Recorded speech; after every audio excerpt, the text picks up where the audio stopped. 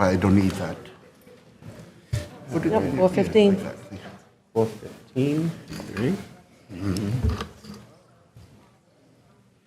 Let me take a photo.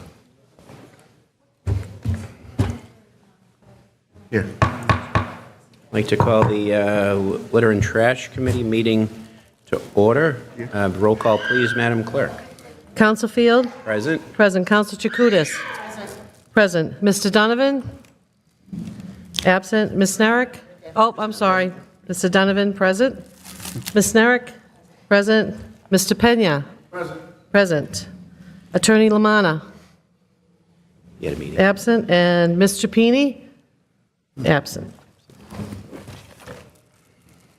Good afternoon, boys and girls, and good afternoon, parents. And I see some faculty from Lynn Public Schools. It is Councilor Chakutis's and I honor, and along with the Litter and Trash Committee, to welcome here to our council chamber, along with our colleagues in the City Council and other public officials in the city, to welcome our 2024 Keep Lynn Clean second grade poster contest winners from all 20 participating schools.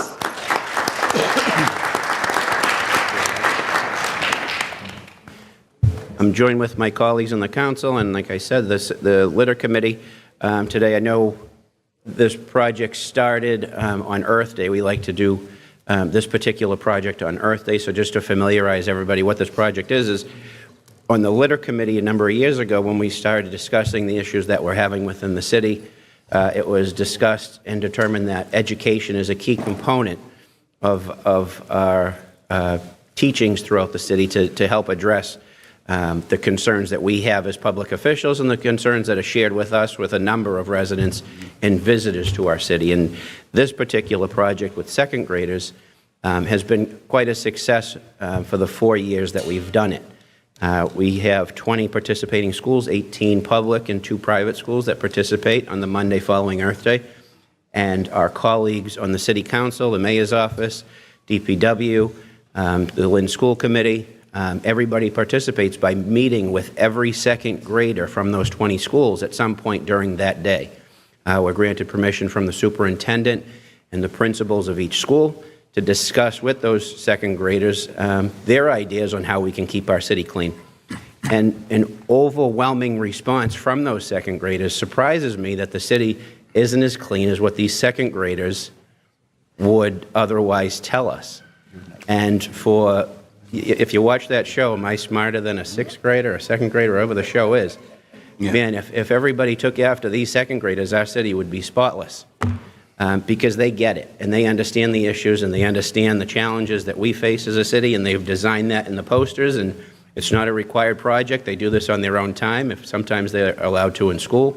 But the posters that were created, there was one winner chosen from every school, and then back in June, the Litter Committee chose one citywide winner. I see our citywide winner sitting here today. His poster was chosen of the 20 winners and was displayed during the past summer on a billboard on the corner of North Federal and Boston Street. And this is a replica right here that sits in our council chamber of that particular poster from this year's 2024 winner. So what I'd like to do now is have anybody from the litter committee that wants to come up, and we will acknowledge all 20 winners. I know some have reached out to me. We're at the mercy of the schools. We don't have the contact information for all the students and their families, so we rely on the principals to reach out to them.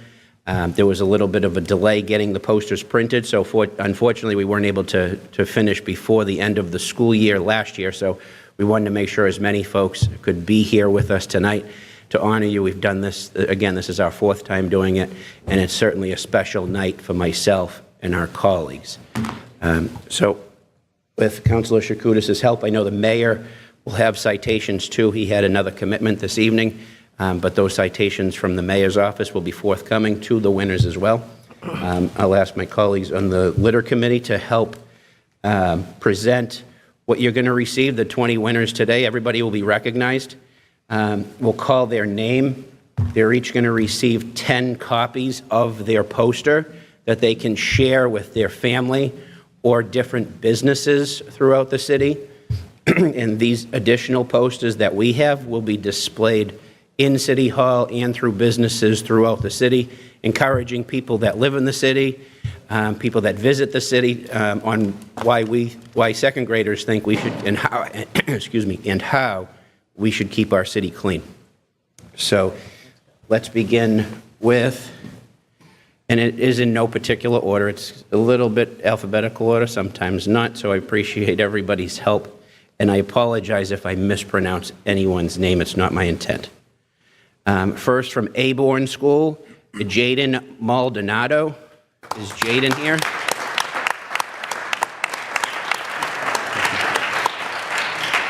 And when I announce your name, if you could come up, receive your citation from the City Council, your posters, and then if you could form a line just in front of the podium here so that the parents that are here and others want to take a photo, we'll be able to do that.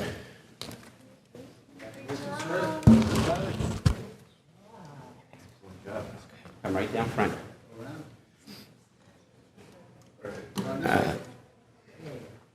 I know Amelia Rose Cruz from Brickett School. They did say that she couldn't be here tonight. Is Amelia here? I think her parents had another obligation, but we want to congratulate Amelia, and we will make sure that her citation and posters get to her.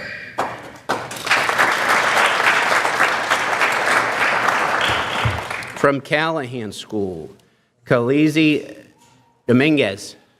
Khaleesi.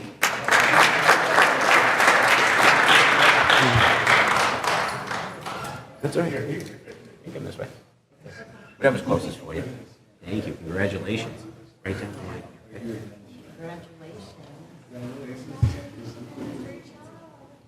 Okay.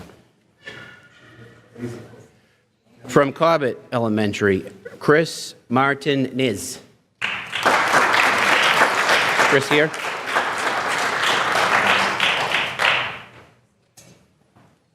Okay. Awesome. Thank you.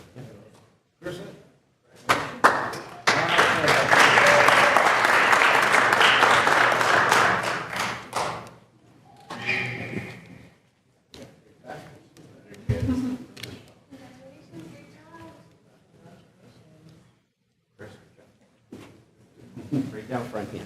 With us. From Connery School, Samantha Esteban Matul. Samantha here?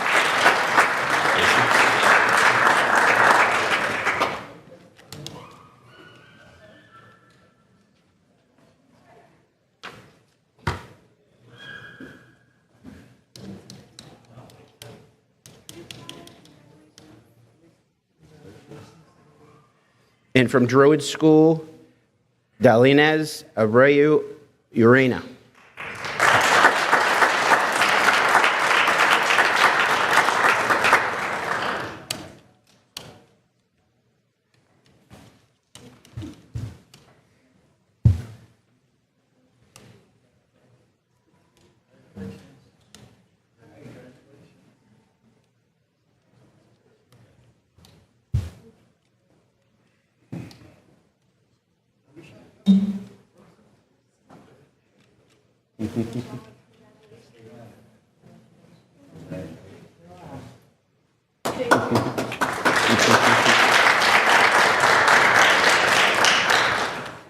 From Fallon School, Adiel Maria.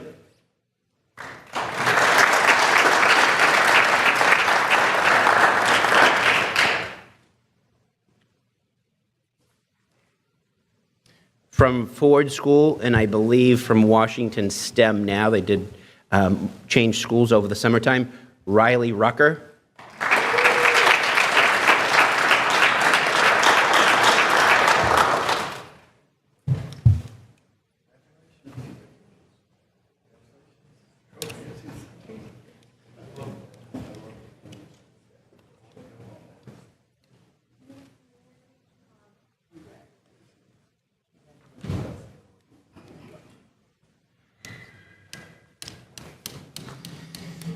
From Harrington School, Lavinia Batista Carvalho.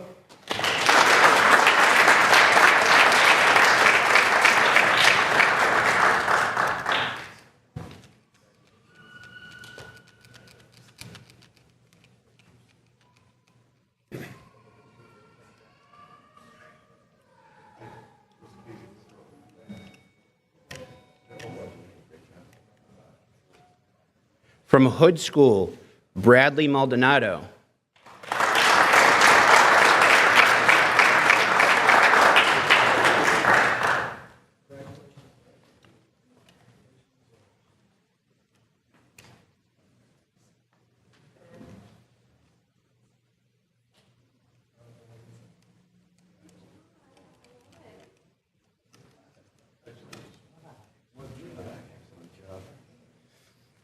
From Ingalls Elementary School, Kimberly Aguirre Hernandez.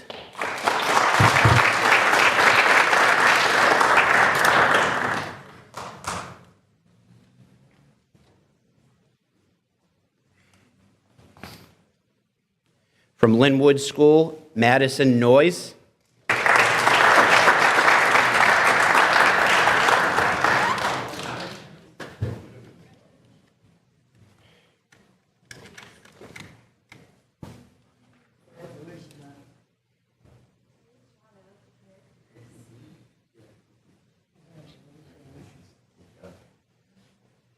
From Lincoln Thompson Elementary School, Tawny De Leon.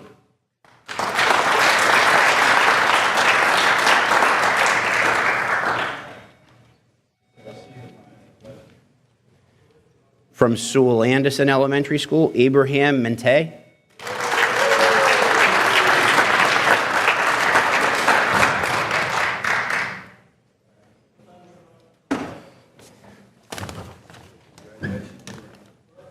Hello.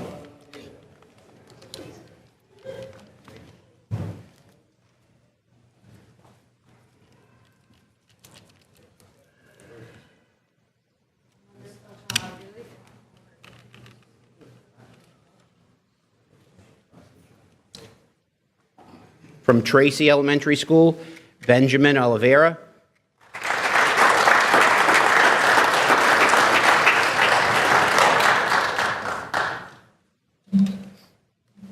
From Washington STEM, Alessia Daisy Mabanza.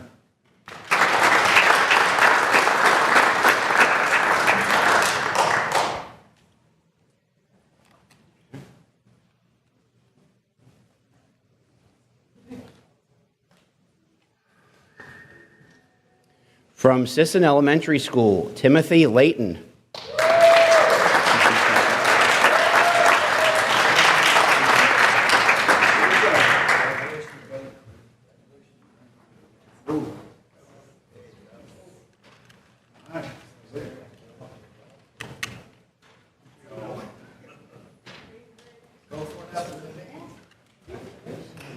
Good job. Yeah, almost done. Good. From St. Pius V School, Owen Candy.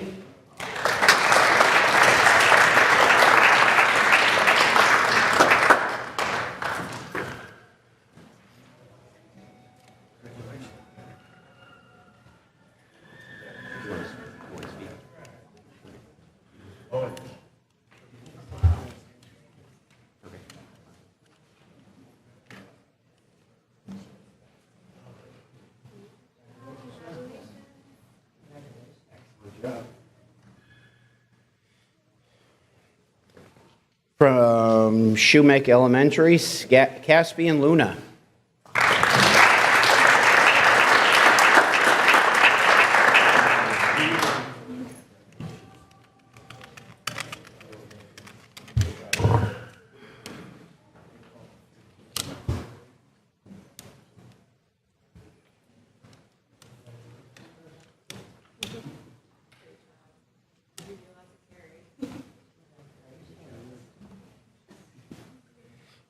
And before I announce the citywide winner, I just want to acknowledge some folks that are here that certainly make this this moment possible. John Tebow, Chief of Staff of Mayor Nicholson, is presenting citations.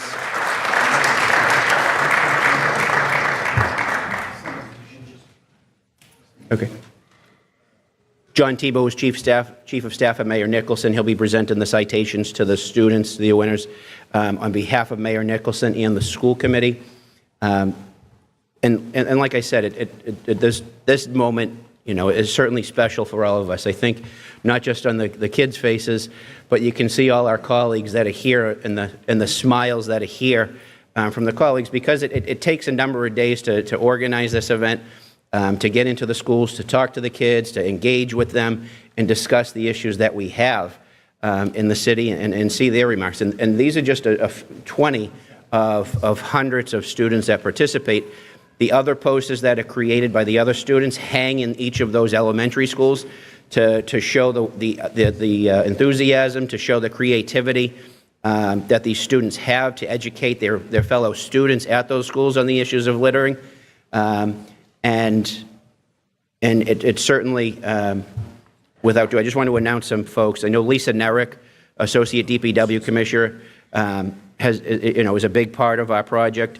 Superintendent Dr. Alvarez, as I had mentioned, Mayor Nicholson and his staff, Allison Perry from Community Development, Terry Young and Lisa Herrera in our council office, Beth McCaldy, who oversees the graphics department at Lynn Tech that prints all these posters, Capital Waste Systems Incorporated, our trash and recycle collection for the city of Lynn, who makes a substantial donation to make sure that these posters are printed. Each of these posters are printed 50 times, plus the original poster that's created is sponsored by Capital Waste Services, our recycle and trash collection in the city. And certainly the principals and teachers, and I see many of them here today, taking time out of their own very busy schedules to be here to support their students, and I can see the great pride on the principals' faces. It's an honor for Councilor Shakoudas and I, who co-chair this committee, every time that we go into these schools to announce. A lot of these students don't know that they're the winners or that they were chosen by the school, so to see not just them but their whole class come to a roaring applause and cheering on their fellow student for winning and given that opportunity. It's certainly a great day, and it will continue for years to come. So I thank the parents, I thank the teachers, and I thank everybody that helps make this success. You know, from Washington STEM School, Alessia Daisy Mabanza, I'm sorry.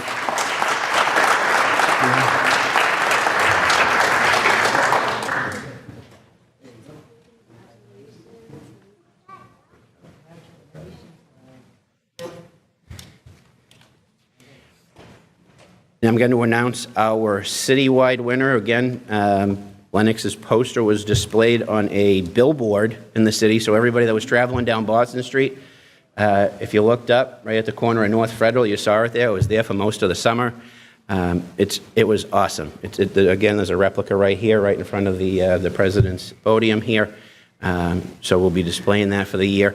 And again, all these posters will be displayed throughout the entire city and businesses that allow us to display them. So congratulations to all the winner. Our citywide winner for the 2024 poster contest from St. Mary's in Lynn was Lennox Gomez.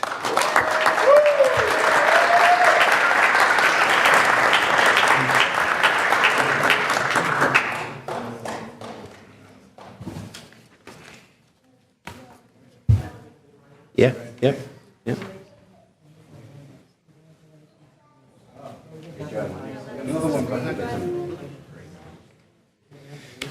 Again, all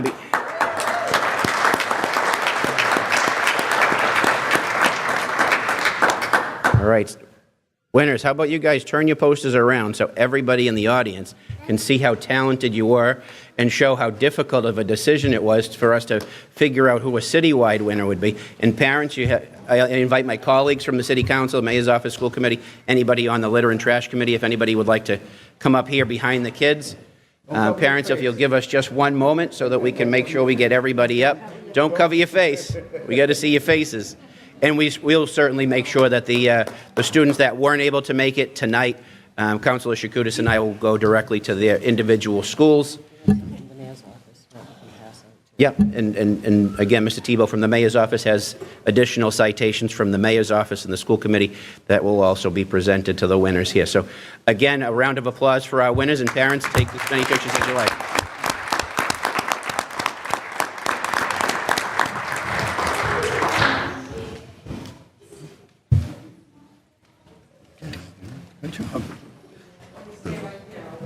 Oh, okay. Now what is it? Yeah.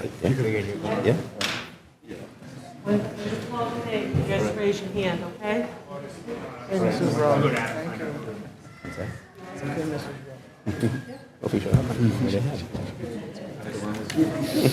Hello, children.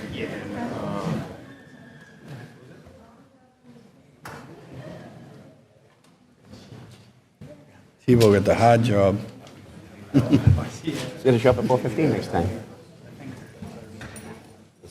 I always love this part.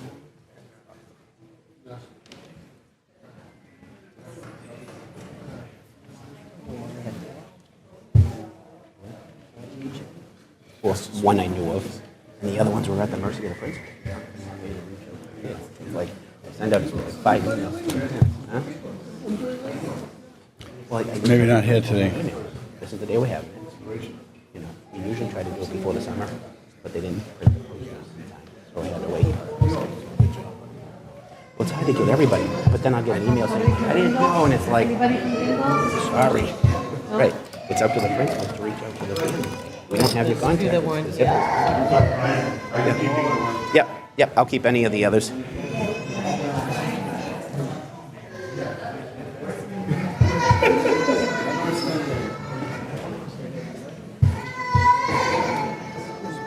Oh, yeah.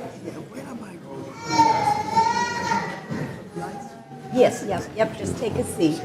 Good job, Abraham. 14-17, we missed 3. Yep, Good. you're welcome. We have the others. Number 2 was, man. Once again, congratulations to our winners.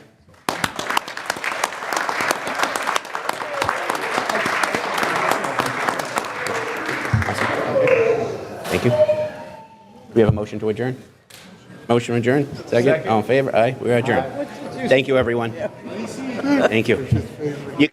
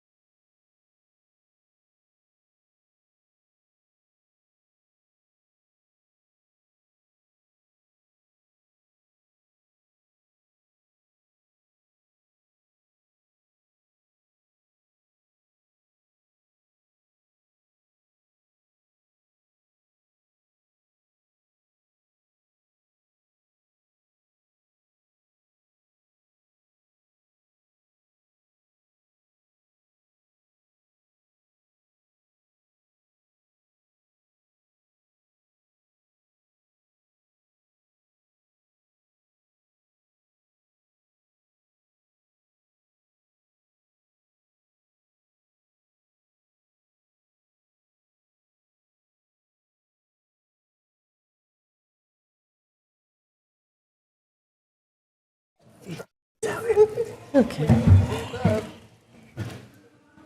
Where's this cake at?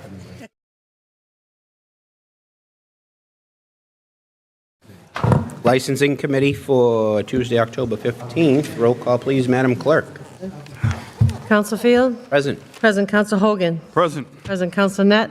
Present. Present Counsel Allensug? Present. Present Counsel Meji Madre? Present. Happy birthday, Councilor Net.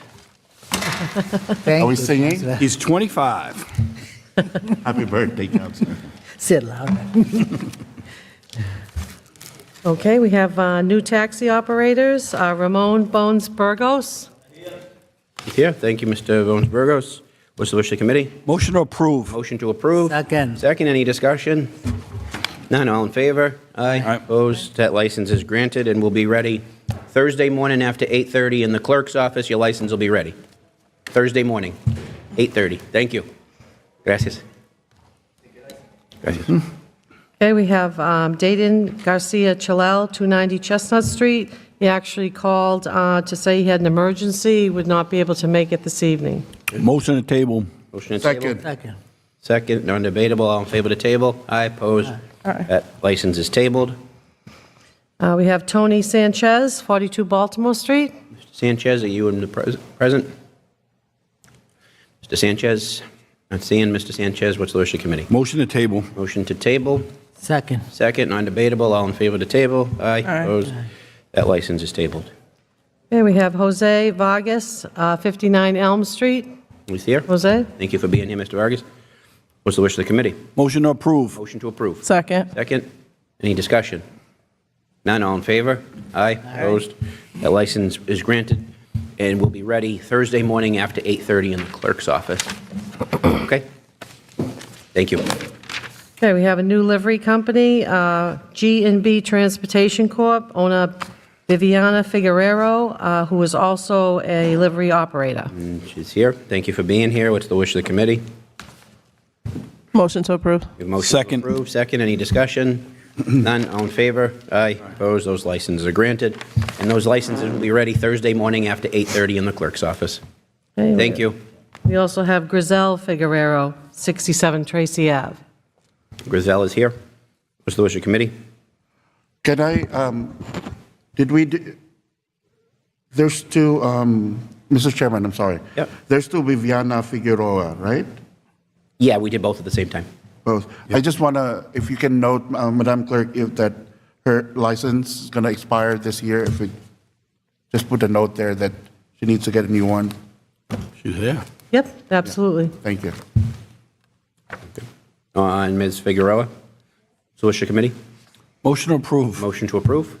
Second. Second, any discussion? None, all in favor? Aye. Opposed? That license is granted. It will be ready Thursday morning after 8:30 from the clerk's office. Thank you. Okay, we have a mobile food truck new. It was already granted a special permit for 2A Adams Street, Los Cachitos. What's the wish of the committee?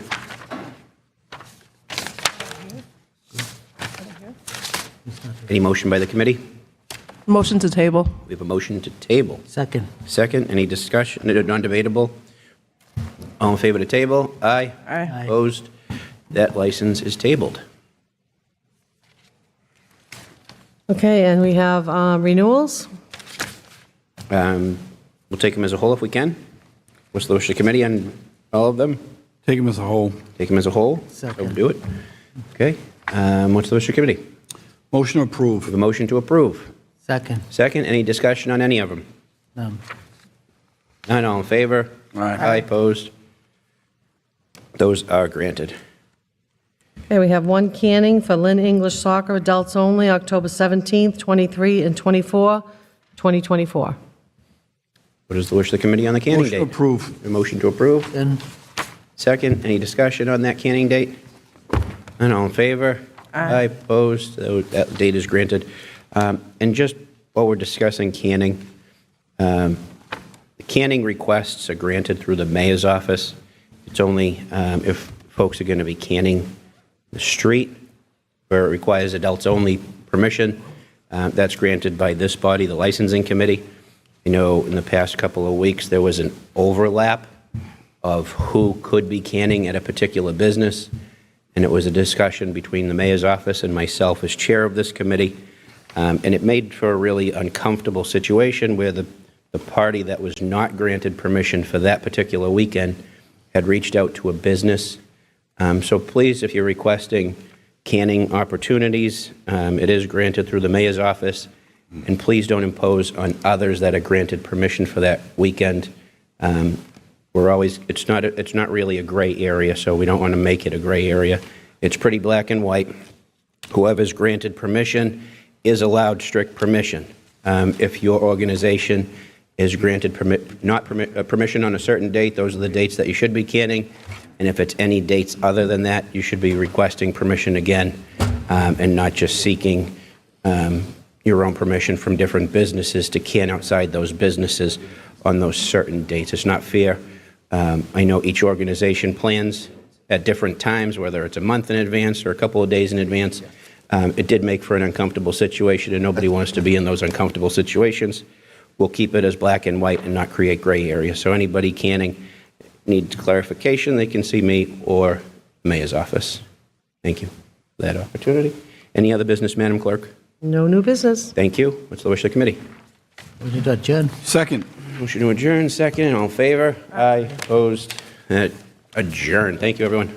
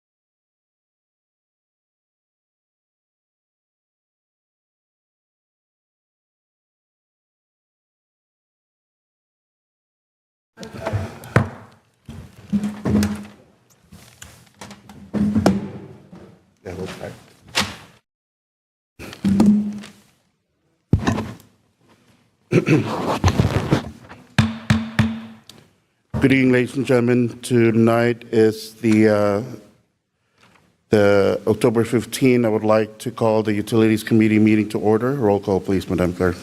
Councillor Allensuk. Present. Present. Councillor McLean. Absent. Councillor Hogan. Present. Present. Councillor Meji Madre. Present. Present. Councillor Meany. Present. Present. Okay, we have 9 items on the agenda. Madam Clerk, please read the first one.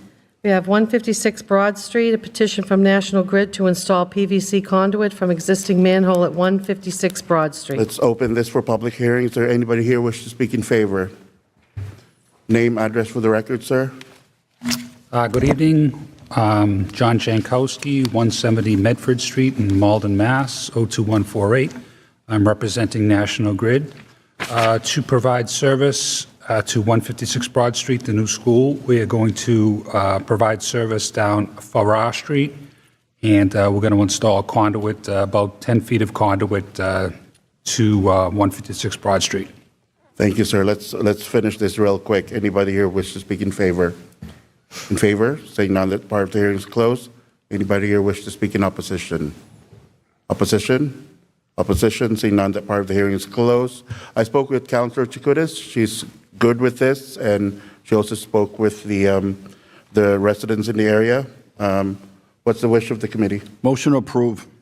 Second. Item number 2, Madam Clerk. Sluice Road at Patterson Street, National Grid to install a wooden pole and extension secondary conductor to refeed 125A and 155A Jenna Street. Sir, no need to mention your name and address. It's in the record. Just explain to us about this project, please.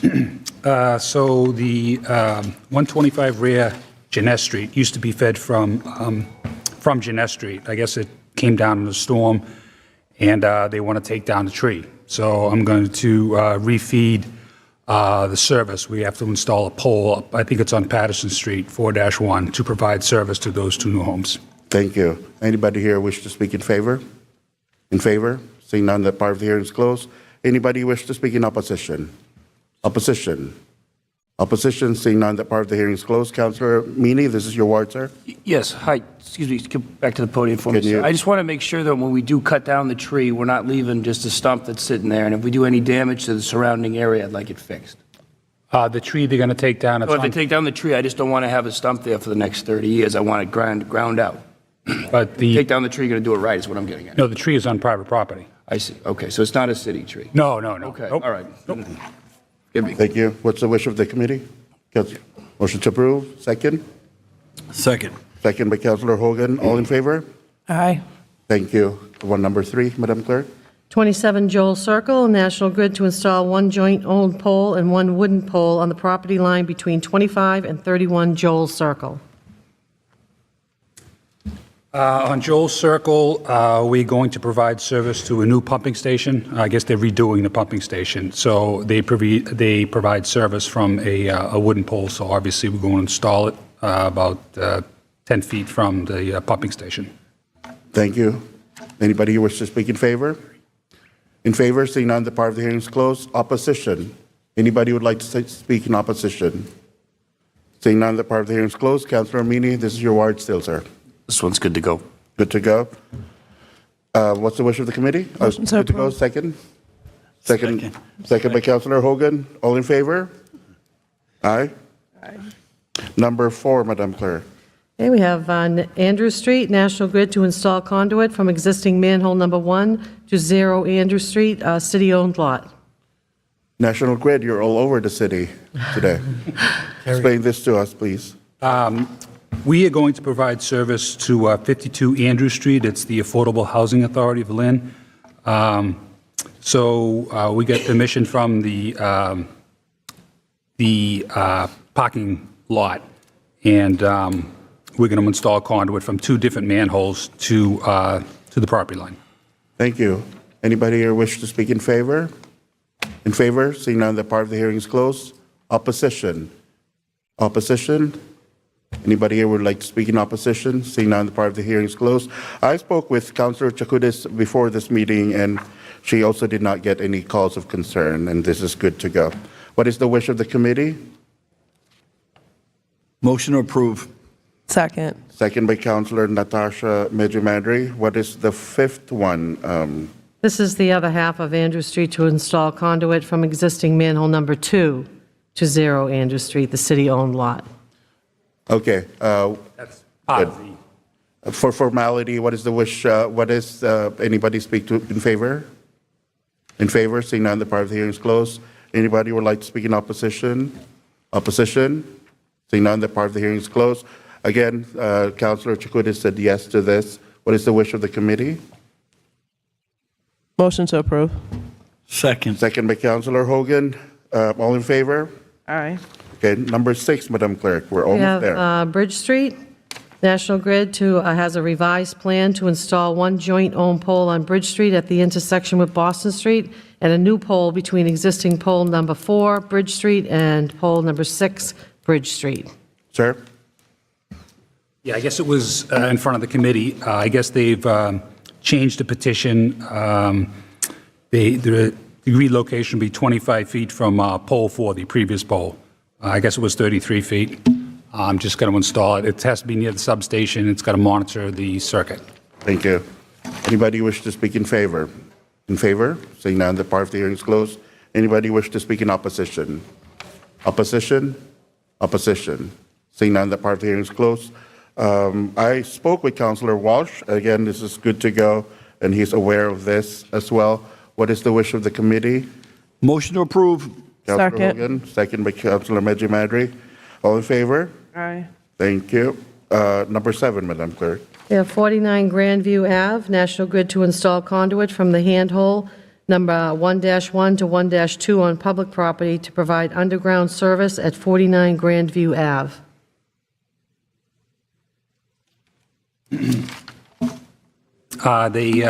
A new house is being built on Grandview Ave, 49 Grandview Ave. They're just installing it right now, so to provide service, we have to install conduit across the road to a new handle. So this is, the house is, it's a newly built. It's a newly built, yeah, they're doing it right now. They put the new addition, I don't know, 3-4 years ago or something. Okay. Let's finish the public hearing. Anybody here wish to speak in favor? In favor? Seeing none, the part of the hearing is closed. Opposition? Anybody here would like to speak in opposition? Seeing none, the part of the hearing is closed. Councilor Amini? Sir, I just had a Sir, quick can you go back to the podium, Just had a please? quick question on this one. So I'm looking at the plans that were submitted. Are we taking just an existing connect from the middle of the street and just moving it off to the side? No, well, actually, that's probably not drawn correctly. That existing handle is on the sidewalk. Good catch. Okay. It wasn't really So drawn it's just one correctly. sidewalk to 50 feet? Right, exactly. Okay, all Right. right. That And was if my new only- homes are going to be built, it can be fed from that handle, the new handle. You got your answer? Councilor Amini said yes. Any second from the other members of the committee? Second. Second, all in favor? Aye. Okay. Madam Clerk, Comcast, number 8. We have a petition from Comcast for 13 Nahant Street to install underground conduit to provide service. Sir, name, address for the record. Approach the podium, please. Thank you. Robert Allen Rugman, 72 Myrtle Street, Hanover, Massachusetts, 02339. I'm a utility coordinator for Comcast. There was existing service to this property, and now it needs to be entered at the other end of where the new building is to be consistent with existing utilities. Okay. Just take your seat, sir. We'll finish the public hearing. We'll call you back if there's question. Anybody wish to speak in favor? In favor? Seeing none, the part of the hearing is closed. Anybody wish to speak in opposition? Opposition? Opposition? Seeing none, the part of the hearing is closed. Again, Councilor Chakoudas mentioned this, and she has no concern. What is the wish of the committee? Motion to approve. Councilor Second. Hogan, second by Councilor Medji Madri. All in favor? Aye. Aye. All right, last but not the least, we have old business from National Grid. Madam Clerk? Yep, this was tabled from September meeting. It's a petition from National Grid for 225 Essex Street to install a joint-owned pole beginning at the intersection of Daniel Place. Do you finally know about this project now? Now I do. So we are going to install a piece of equipment on the pole, and it has to be in a certain location, and they picked that location. It needs an inline pole, it has to be a clean pole, putting a piece of equipment on it. Thank you, sir. Anybody wish to speak in favor? In favor? Seeing none, the part of the hearing is closed. Anybody here wish to speak in opposition? Opposition? Seeing none, the part of the hearing is closed. This is my ward. I have not received any concern or complaint, and anybody member of the committee would like to push for approval. Motion to approve. Approved by Councilor Medjugorje, second by Councilor Hogan. All in favor? Aye. Thank you. Any old and new business, Madam Clerk? No. Old, very more much. old than new? No. What is the wish of the committee? Motion to adjourn. Adjourn. Second.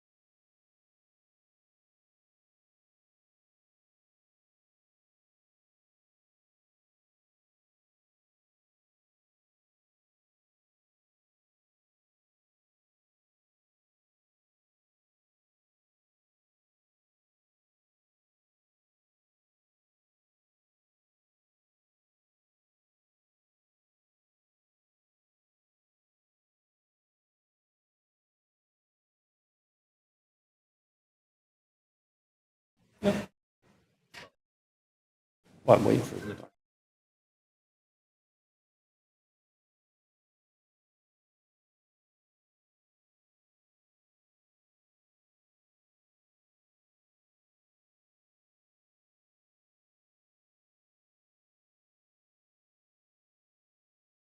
The Veterans Committee meeting to order. Roll call, please, Madam Clerk.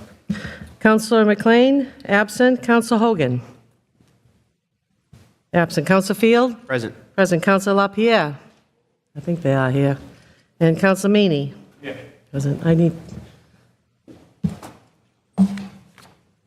Council McLean's here. Well, she started. Counselor Obed, can you tell Counselor Hogan and Counselor LaPierre we need them? Stop eating cake. Sorry. It's Hong Net's birthday. We want to wish him a very happy birthday. 29 today. Carry on. There we go. It's such a Well, Council McLean, as for the roll call, please. There's only one thing on the agenda for the Veterans Committee. We're just looking for an update regarding the council members reach out to the Chamber of Commerce and the EDIC as far as getting local businesses to contribute in some way on November 11th, which is Veterans Day. And Council McLean, has there been any updates to that? Yeah, I was able to get Valsos, who's willing to give 10% off to veterans, and I was also able to get the Greatest Hits on Boston Street, who's also willing to do 10%. So if anybody else has businesses that are willing to participate in helping veterans and the quality of life of veterans on Veterans Day, please let me know. I did talk to Jimmy from Superior Roast Beef, and he has agreed to contribute. We'll talk about that afterwards. Wonderful. Next on the agenda, we will have an update from Director Michael Sweeney in regards to Veterans VSO Director Michael Sweeney in regards to the parade, I believe it is.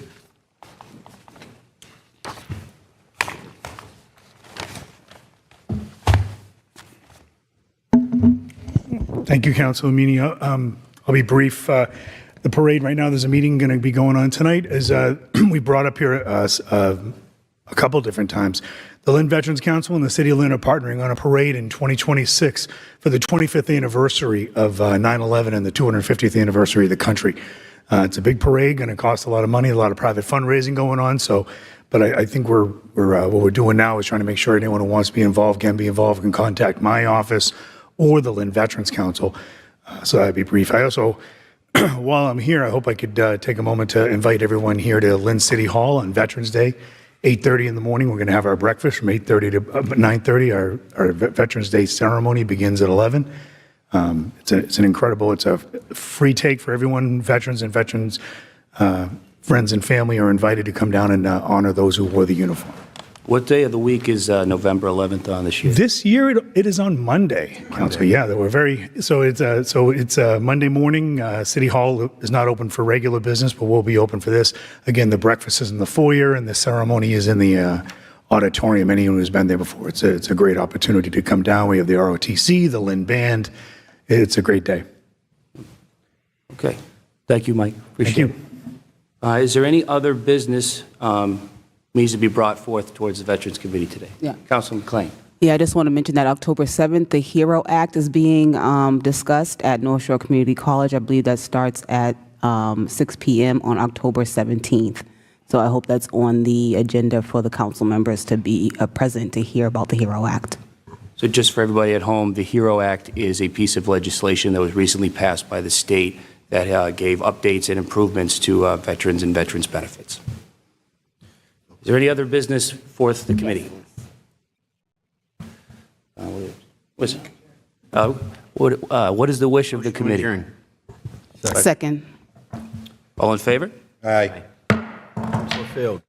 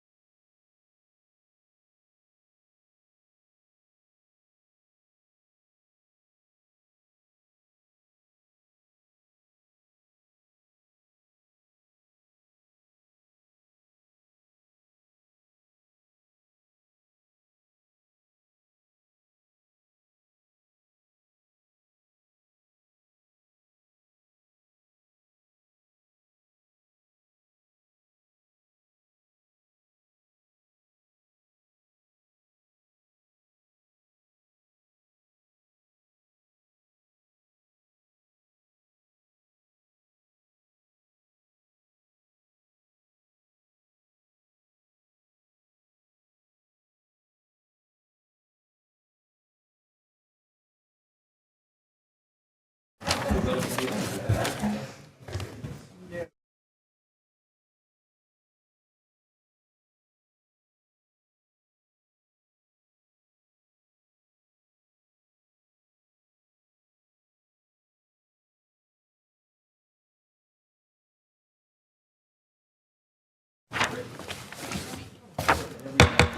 evening, everyone. Welcome to the Ways and Means Committee meeting.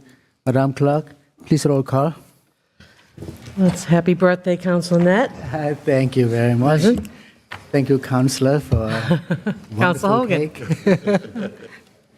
Council Hogan. Present. Council Chakutis. Present. Present. Council Walsh. Present. Present. And Council Field. Present. Present. To please read transfer. We have $60,000 to the Planning Department to fund a required match for a grant received. Motion approved. Second. Roll call, please. Council Net. Yes. Yes. Council Hogan. Yes. Yes. Council Chakutis. Yes. Yes. Council Walsh. Yes. Yes. Council Field. Yes. $685.76 to the veterans for a prior year bill. Motion approved. Second. Roll call, please. Council Net. Yes. Yes. Council Hogan. Yes. Yes. Council Chakutis. Yes. Yes. Council Walsh. Yes. Yes. Council Field. Yes. Yes. Certified funds, please. We have $50,000 for the FY25 Community Compact Grant regarding gun violence. Motion approved. Second. Roll call, please. Council Net. Yes. Yes. Council Hogan. Yes. Yes. Council Chakutis. Yes. Yes. Council Walsh. Yes. Yes. Council Field. Yes. We have $1,000 to the Police Department from Walmart for the ice cream truck supplies. Motion approved. Second. Roll call, please. Council Net. Yes. Yes. Council Hogan. Yes. Yes. Council Chakutis. Yes. Yes. Council Walsh. Yes. Yes. Council Field. Yes. Yes. We have $37,500 to the Health Department for the SORPEC grant to prevent early childhood substance abuse. Motion to approve. Second. Roll call, please. Council Net. Yes. Yes. Council Hogan. Yes. Yes. Council Chakutis. Yes. Yes. Council Walsh. Yes. Yes. Council Field. Yes. Yes. $85,000 to the School Department for the FC 310 FY25 McKinney-Vento grant. Motion approved. Second. Roll call, please. Council Net. Yes. Yes. Council Hogan. Yes. Yes. Council Chakutis. Yes. Yes. Council Walsh. Yes. Yes. Council Field. Yes. Yes. There's no orders here. We have emergencies? No orders. No emergency. Right. What's the which committee? Motion adjourned. Second. All in favor? Aye. Meeting adjourned. Thank you.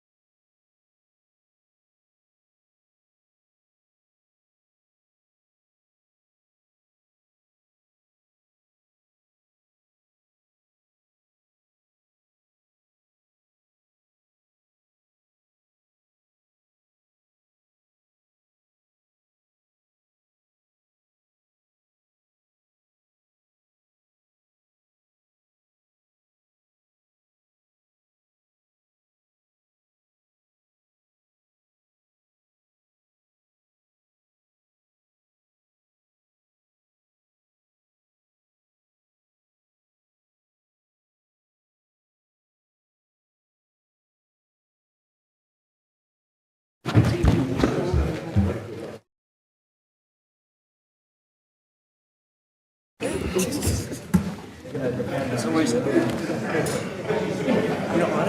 I talked to the mayor about this. I call the Tuesday, October 15th council meeting to order. Roll call. Counselor Allensug? Present. Present. Counselor Chakutis? Present. Present. Counselor Field? Present. Present. Counselor Hogan? Present. Present. Counselor LaPierre? Present. Present. Counselor Matul? Present. Present. Counselor McLean? Present. Present. Counselor Meany? Present. Present. Counselor Meji Madre? Present. Present. Counselor Net? Present. Present. And Counselor Walsh? Present. We all rise for a moment of silence, followed by the Pledge of Allegiance. Mr. President, can we remember the grandson of Antonio Gutierrez, the mother of Lisa Tobin, and the brother of Lorraine Gately? Also, Mr. President, the family of Michael McLaughlin and the family of Dan Murphy.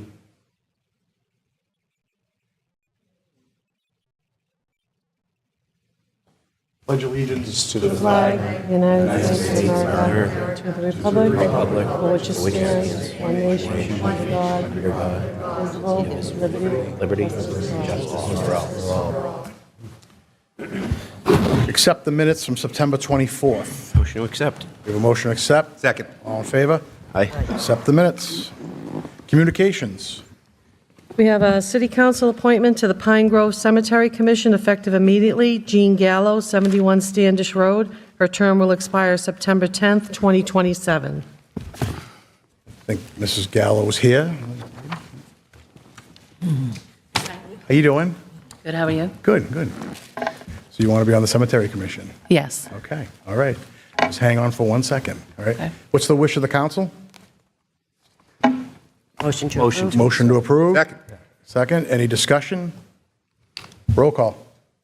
Counselor Allensug. Jean Gallo. Gallo. Counselor Chakutis. Jean Gallo. Jean Gallo. Counselor Field. Present. Present. Counselor Hogan. Jean Gallo. Jean Gallo. Counselor LaPierre. Jean Gallo. Jean Gallo. Counselor Matul. Jean Gallo. Jean Gallo. Counselor McLean. Gallo. Jean Gallo. Counselor Meany. Jean Gallo. Jean Gallo. Counselor Meji Madre. Jean Gallo. Gallo. Counselor Net.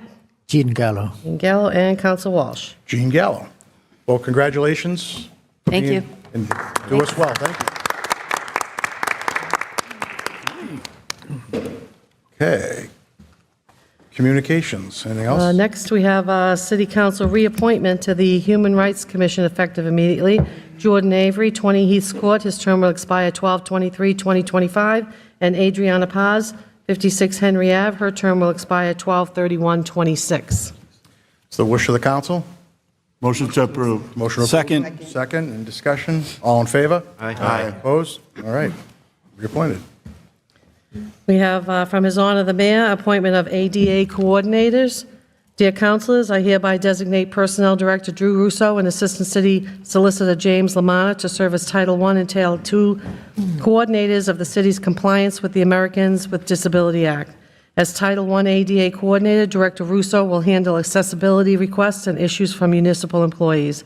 As Title II ADA coordinator, Attorney Lamana will handle accessibility requests and issues from the general public. A copy of this correspondence will be sent to the City of Lynn Disability Commission. Sincerely, Mayor Jared C. Nicholson. It's the wish of the council. Motion to approve. Motion to approve. Have a second? Second. Any discussion? All in favor? Aye. Opposed? All right. Public hearings. Mr. President. First, Yeah, public, Councilor Field, go ahead. Thank you, Mr. President. Make a motion to suspend the rules. Motion to suspend the rules. Do you have a second? Second. All in favor? Aye. Okay, rules suspended. Thank you. I make a motion to reopen in licensing committee. Okay, reopening the licensing committee. Second. Second. All in favor? Aye. Opposed? Mr. Okay. President, the reason we have a number of public hearings. I know we started licensing at 4:50, and a couple of the members from that are here to petition to be granted a license were in other parts of the building at that time so that they don't have to sit around. I thank my colleagues for opening the meeting again. Madam Clerk, if we could just name the two tabled, we can take taxi Adon operators. Garcia, Chilel off the table, and Tony Sanchez off the table. I don't know if we have to do those separate. To motion to take them off the table. Second. Motion second. All in favor? Aye. Opposed? Take them off table. And if the clerk will read the two names that were tabled. Okay, we have two new taxi operators. Dayton Garcia Chilel, and Tony Sanchez. Motion to approve. Second. What's your last name, sir? Sanchez? So we'll take them individually? Individually. Okay, so we have a motion Motion to to- approve. Tony Sanchez. Second. Your second, in discussion? All in favor? Aye. Opposed? It's approved. Thank you. And Mr. Garcia Chilel, are you here? Okay. Thank you. Thank you. Motion to table. Motion to table. Second. Okay, second, all in favor? Aye. Opposed? Okay. Thank you. Motion to adjourn. All right, we can resume. All right, Thank thank you. you. You're all set. You can pick up your license in the clerk's office on Thursday, I believe, right? Usually? Right, Thursday morning. Yep. All right, public hearings. Okay, we have 61 Franklin Street, petition of D. Carib Restaurant for extended hours to 3 a.m. The current hours are 9 a.m. to 12 a.m. Anyone wishing to speak in favor? Thank you, Mr. President. I'm Attorney Sam Vitale. With me is Elandra Cosomo. The family has been in presence here in Lynn. They live on Linfield Street. They have a convenience store on the corner of Shepherd and South Common, and a restaurant on the corner of Hanover and Franklin, and that's what brings us here this evening, is to seek extended hours for the restaurant. They cater to our large Hispanic population. They've made me familiar with Dominican chicken, and they tell me that they have demand from the public. They presently close at midnight, and they say that there are people here in Lynn who go to places like Chelsea or Revere, neighboring communities, because the Hispanic food that they serve is not readily available. And, you know, I've been before you on 24-hour licenses before, but I'm there for chains like Dunkin' Donuts and Domino's. This is a local business, as I say, with a family that's got a presence here in the city, and I hope that you would give favorable consideration to their request. Thank you. All right, anyone else wishing to speak in favor? Anyone else wishing to speak in favor? Anyone want to speak in favor? Seeing on that part of the hearing is closed. Anybody in opposition? Anybody want to speak in opposition? Anyone want to speak in opposition? Seeing on that part of the hearing is closed. What's the wish of the council? Council Jacutis. I spoke to Natalie, one of the owners. They are open 9 to 12, so what I'm suggesting, where it is more of a residential area, I'm going to let her do 9 to 1, but from 12 to 1, the doors will be closed. It will be more Uber Eats, Grubhub. I'm going to give it 2 months, see how it goes, and maybe come back in 2 months and extend the hours, but let's start out slow till 1 o'clock, see how it goes. Just like I said, it's kind of a residential neighborhood over there, so I grant them 12 to 1 with the doors closed and only Uber Eats, phone orders, or online orders for pickup so they can be delivered. Okay, so it's a motion. Do we have a second? Second. Any discussion? Roll call. Councilor Arlensug? Yes. Yes, Councilor Chakutis? Yes. Yes, Councilor Field? Yes. Yes, Councilor Hogan? Yes. Yes, Councilor LaPierre? Yes. Yes, Councilor Matul? Yes. Yes, Councilor McLean? Yes. Yes, Councilor Meany? Yes. Yes, Councilor Mejia Madre? Yes. Yes, Councilor Net? Yes. Yes, Councilor Walsh? Yes. Motion granted. All right, any other public hearings? We have 315-317 Chestnut Street, petition of Manuel Robles to allow the extension of a non-conforming residential use into a commercial unit in a business district, converting a 3-unit mixed building into a 2-family building. Anyone wishing to speak in favor? Attorney Skylar Hogan on behalf of Manny Robles. A little bit about Manny, longtime Lynn guy. He owns a few properties here in the city, one happening to be 315 to 317 Chestnut Street. This property is located in the business district and is currently comprised of 2 residential spaces along with a commercial unit. What Manny's trying to do today is expand the first floor residential space into the commercial unit, therefore abandoning the commercial use of the property. There's adequate parking in the rear of the space, and we understand that the city needs housing, and we believe a project like this will fulfill the city's need. All right, have a seat. If anyone has any questions, we'll call you back up. All right, thank you. Anyone else wishing to speak in favor? Anyone else wishing to speak in favor? Anyone wishing to speak in favor? Seeing on that part of the hearing is closed. Anybody in opposition? Anybody want to speak in opposition? Anybody want to speak in opposition? Seeing on that part of the hearing is closed. What's the wish of the council? Council Matul? Yes, Mr. President. So after reviewing the building plans and talking to Attorney Cahill, That commercial unit has been vacant for a long time. It hasn't really flourished as a commercial unit in the last 5-6 years. I live around that neighborhood, so I'm very familiar with with the building. So I would like to ask my fellow councilors to support the extension and convert this building into a two-family dwelling. It's a motion. We have a second. Second. Any discussion? Councilor I Meany? just had a quick question as a matter of procedure. So would this have to go in front of the zoning board because it's going from a commercial? Attorney Lamanna, could you come up? I'm not familiar with this petition. I do not know the answer. Attorney Hogan, Attorney Cagle may know. They're shaking their head no. So this should be a special permit. Okay. Any other discussion? Roll call. Council Alanson? Yes. Yes. Councilor Chakoudas? Yes. Yes. Council Field? Yes. Yes. Council Hogan? Present. Councilor LaPierre? Yes. Yes. Council Matul? Yes. Yes. Council McLean? Yes. Yes. Council Meany? Yes. Yes. Council Meji Madre? Yes. Yes. Council Net? Yes. Yes. Council Walsh? Yes. Motion granted. Next public hearing. Okay, we have 77 Alley Street, petition of Gerardo Raphael for a contractor's storage yard at this location, open 24 hours, 7 days per week. Anyone wishing to speak in favor?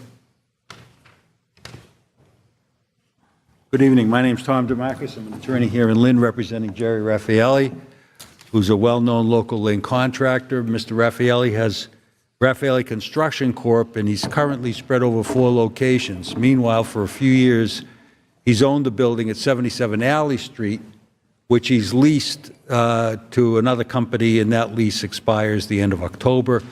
And he'd like to consolidate all his construction operations at 77 Alley Street. That would make it a contractor's yard. We need a special permit from City Council for a contractor's yard. We have been in front of the mayor's development team. They liked it. Obviously, where is he? There he is, Council Hogan. We've had conversations with him.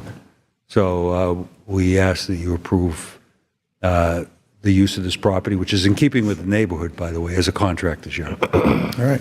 Thank you. Just have a seat. If anyone has any questions, we'll have you come back up.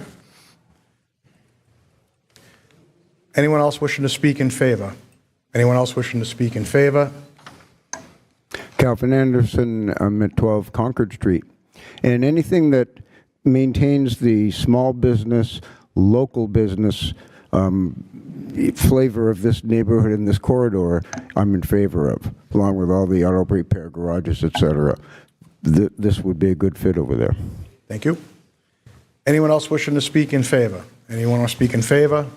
Anybody speak in favor? Seeing on that part of the hearing is closed. Anybody in opposition to this? Anyone want to speak in opposition? Anyone want to speak in opposition? Anyone in opposition? Seeing on that part of the hearing is closed. What's the wish of the council? Council Hogan. Yes, this 77 Alley Street is in Ward 6, and I have been out to this location many times.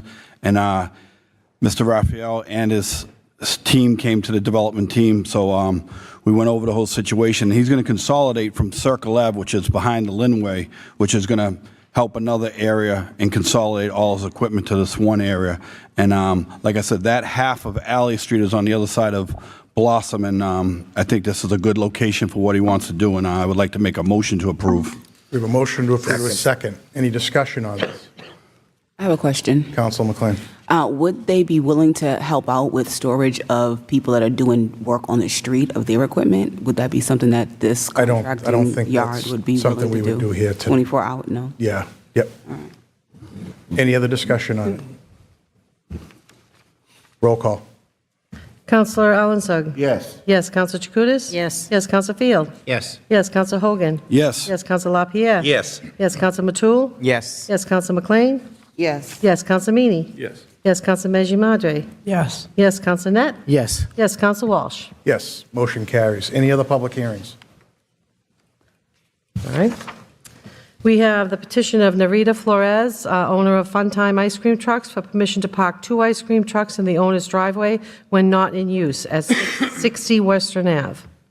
Anyone want to speak in favor? Come on up to the podium, give us your name and your address.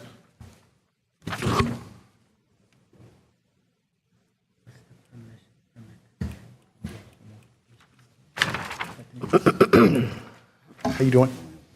Hi, good evening. My name is Nareda Flores. I live at 60 Western Ave. I've been here for the past 20 years living in Lynn. I've run my business out of Lynn for the past 20 years. And I've had a great relationship with my friends, my neighbors, always had a great relationship with them.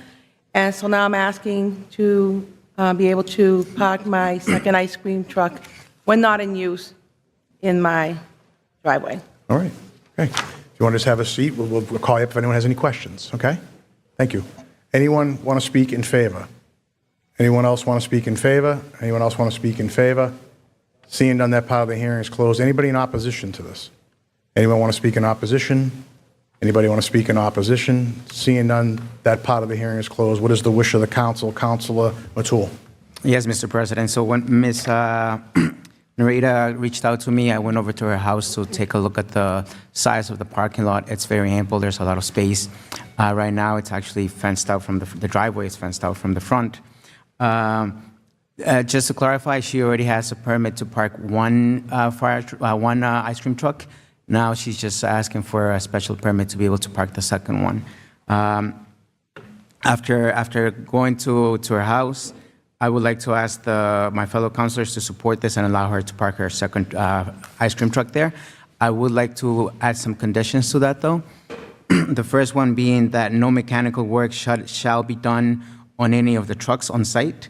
And the second one is that the property must be kept clean of trash and debris, and that includes any machinery used for maintenance of the ice cream trucks. All right, so we have a motion. Do we have a second? Second. Any discussion on it? Councilor Arlington? Thank you, Mr. President. I would like to request Attorney Lamanna, if you may, Attorney Lamanna. So this is a very technical and procedural question with the nature of the parking situation in our city and also some of the ordinance that has changed recently. So if somebody, because our cities, there's a lot of commercial vehicles happening. If somebody wants to do the same, exactly the same as what's happening now, they will do the same procedure? Correct. If you want to do two home occupancies, you need permission from the council, a special permit. Okay, because we get calls, especially the ward councilors, a lot about neighbors and even residents itself. They have to move around their vehicles every single night. So this is the best solution to say.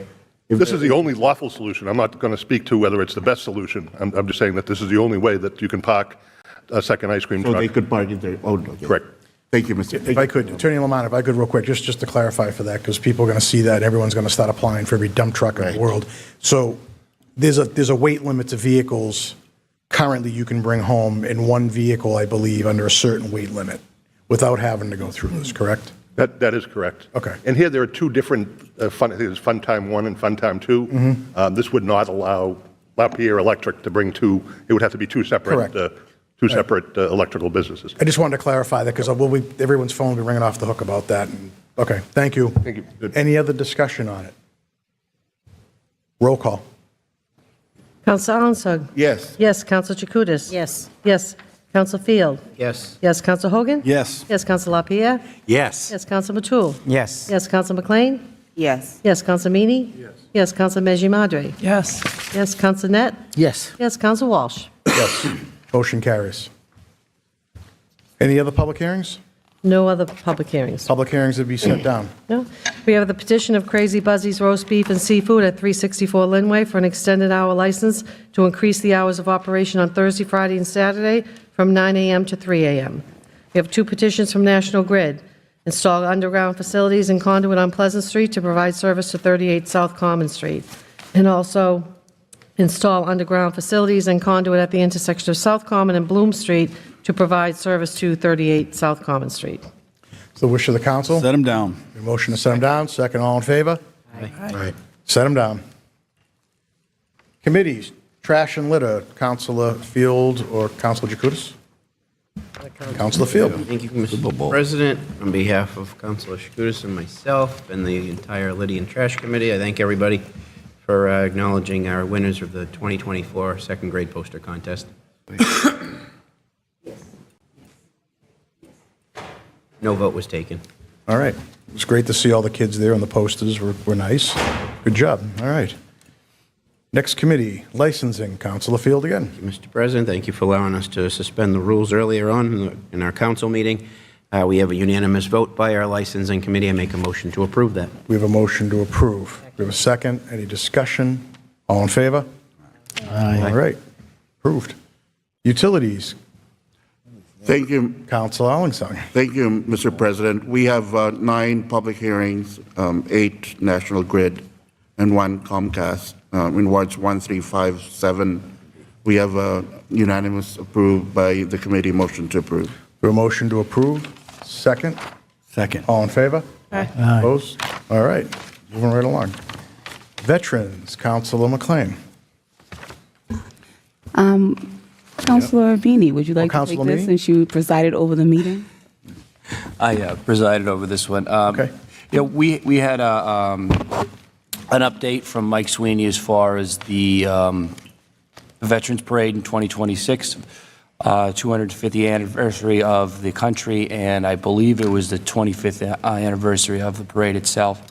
We also had, Councilor McLean was looking for small businesses to volunteer or give a discount in some way for Veterans Day, which is November 11th this year, and we talked about that, but yeah. All right. So there was no votes taken. Okay. All right. Thank you. Thanks for filling in. Ways and Means. Councilor Net. Yes, Mr. President, all unanimous vote of the committee and make a motion to approve. A motion approve. Second. Could the clerk read the transfers? Sure. We have $60,000 to planning to fund a required match for grant received, $685.76 to the veterans for prior year bill. Certified funds, $50,000 for the FY25 Community College grant regarding gun violence, $1,000 to the police department from Walmart for ice cream truck supplies, $37,500 to the health department for the SOR PEC grant to prevent early childhood substance abuse, $85,000 to the school department for the FC 310 FY25 McKinney-Vento grant. That's it. All right. We have a motion to approve. We have a second. Any discussion? Roll call. Councillor Alensog. Yes. Yes, Councillor Chakutis. Yes. Yes, Councillor Field. Yes. Yes, Councillor Hogan. Yes. Yes, Councillor LaPierre. Yes. Yes, Councillor Matul. Yes. Yes, Councillor McLean. Yes. Yes, Councillor Meany. Yes. Yes, Councillor Meji Madre. Yes. Yes, Councillor Net. Yes. Yes, Councillor Walsh. Yes. There was no emergency. There's no emergency voted by committee. Okay. Thank you, Councilor Net. Old business. We have tabled from September 10th, a petition of Crown Castle Fiber LLC to replace the antenna and shroud on a light pole at 19 Garland Street. Jimmy Lamanna, Councilor. This is a public hearing to open back up again, right? I believe this was not opened at the last meeting. Motion to take it off the table? So we have a motion to take it off the table. Second, all in favor? Aye. Opposed? Or it's off the table.